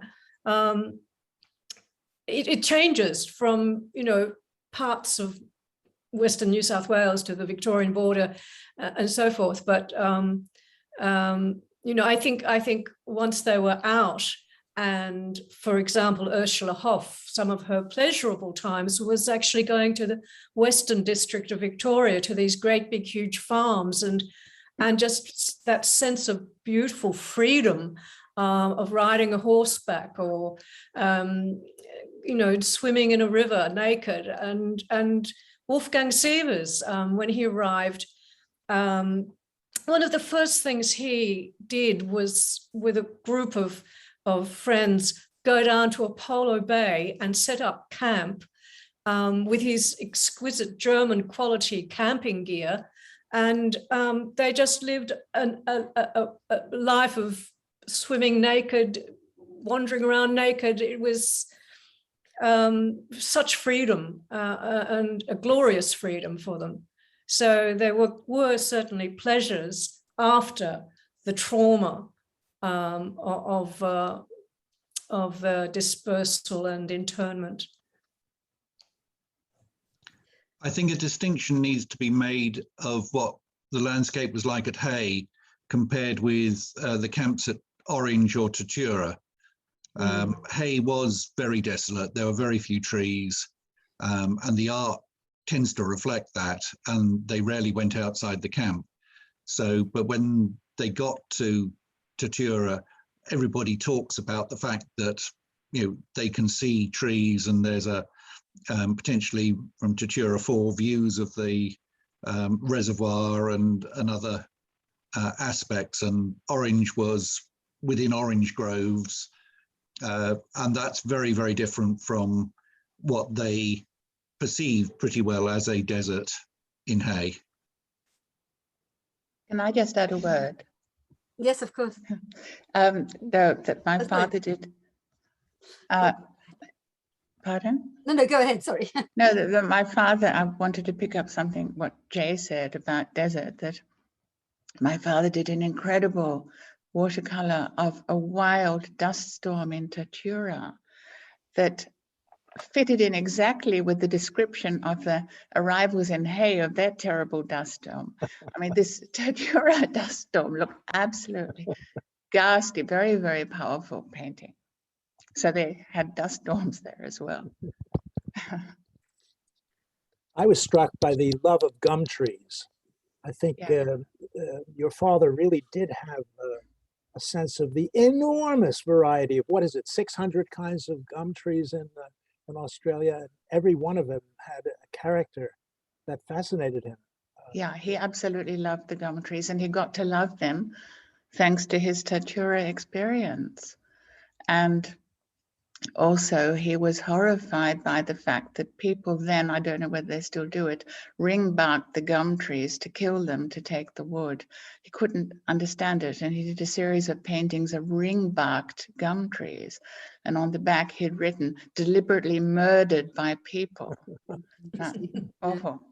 But when he traveled in Europe, he always used to say, "Oh, I miss my Australia. I miss my gum trees. I miss my sheep." Yeah, thanks to Tatura experience. Sorry, Roger, go ahead.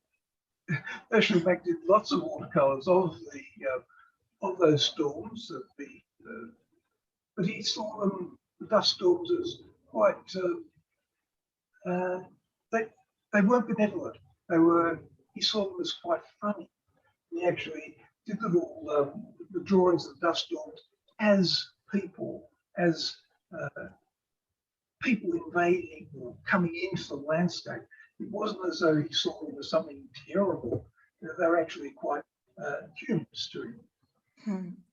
Actually, the use of humor, I think we must stop, because we could go on, but we must stop. But the use of humor is something that also strikes me, not just in the form of cartoons, but of course, primarily in the form of caricatures and cartoons as a weapon. Again, Jay, going back to that wider question of people in prison, barbed wire situations, humor is an effective weapon, isn't it? It's a way of again, not coming to terms with, but of somehow grappling with your experiences. And I wonder if I might, at the risk of just leaving you with a big impossible to kind of come to conclusion sort of question, but Jay, I've been thinking a lot about what you were saying at the very beginning of this wonderful 2-day conference about the question of faith versus fate and what Jewishness might mean. As I think I'm not a practicing Jew, but I feel intensely Jewish, and I think a lot of people feel like me. And the fact remains, it is absolutely true that the vast majority of the interesting and creative individuals we've been looking at today and in the wider Insiders Outsiders project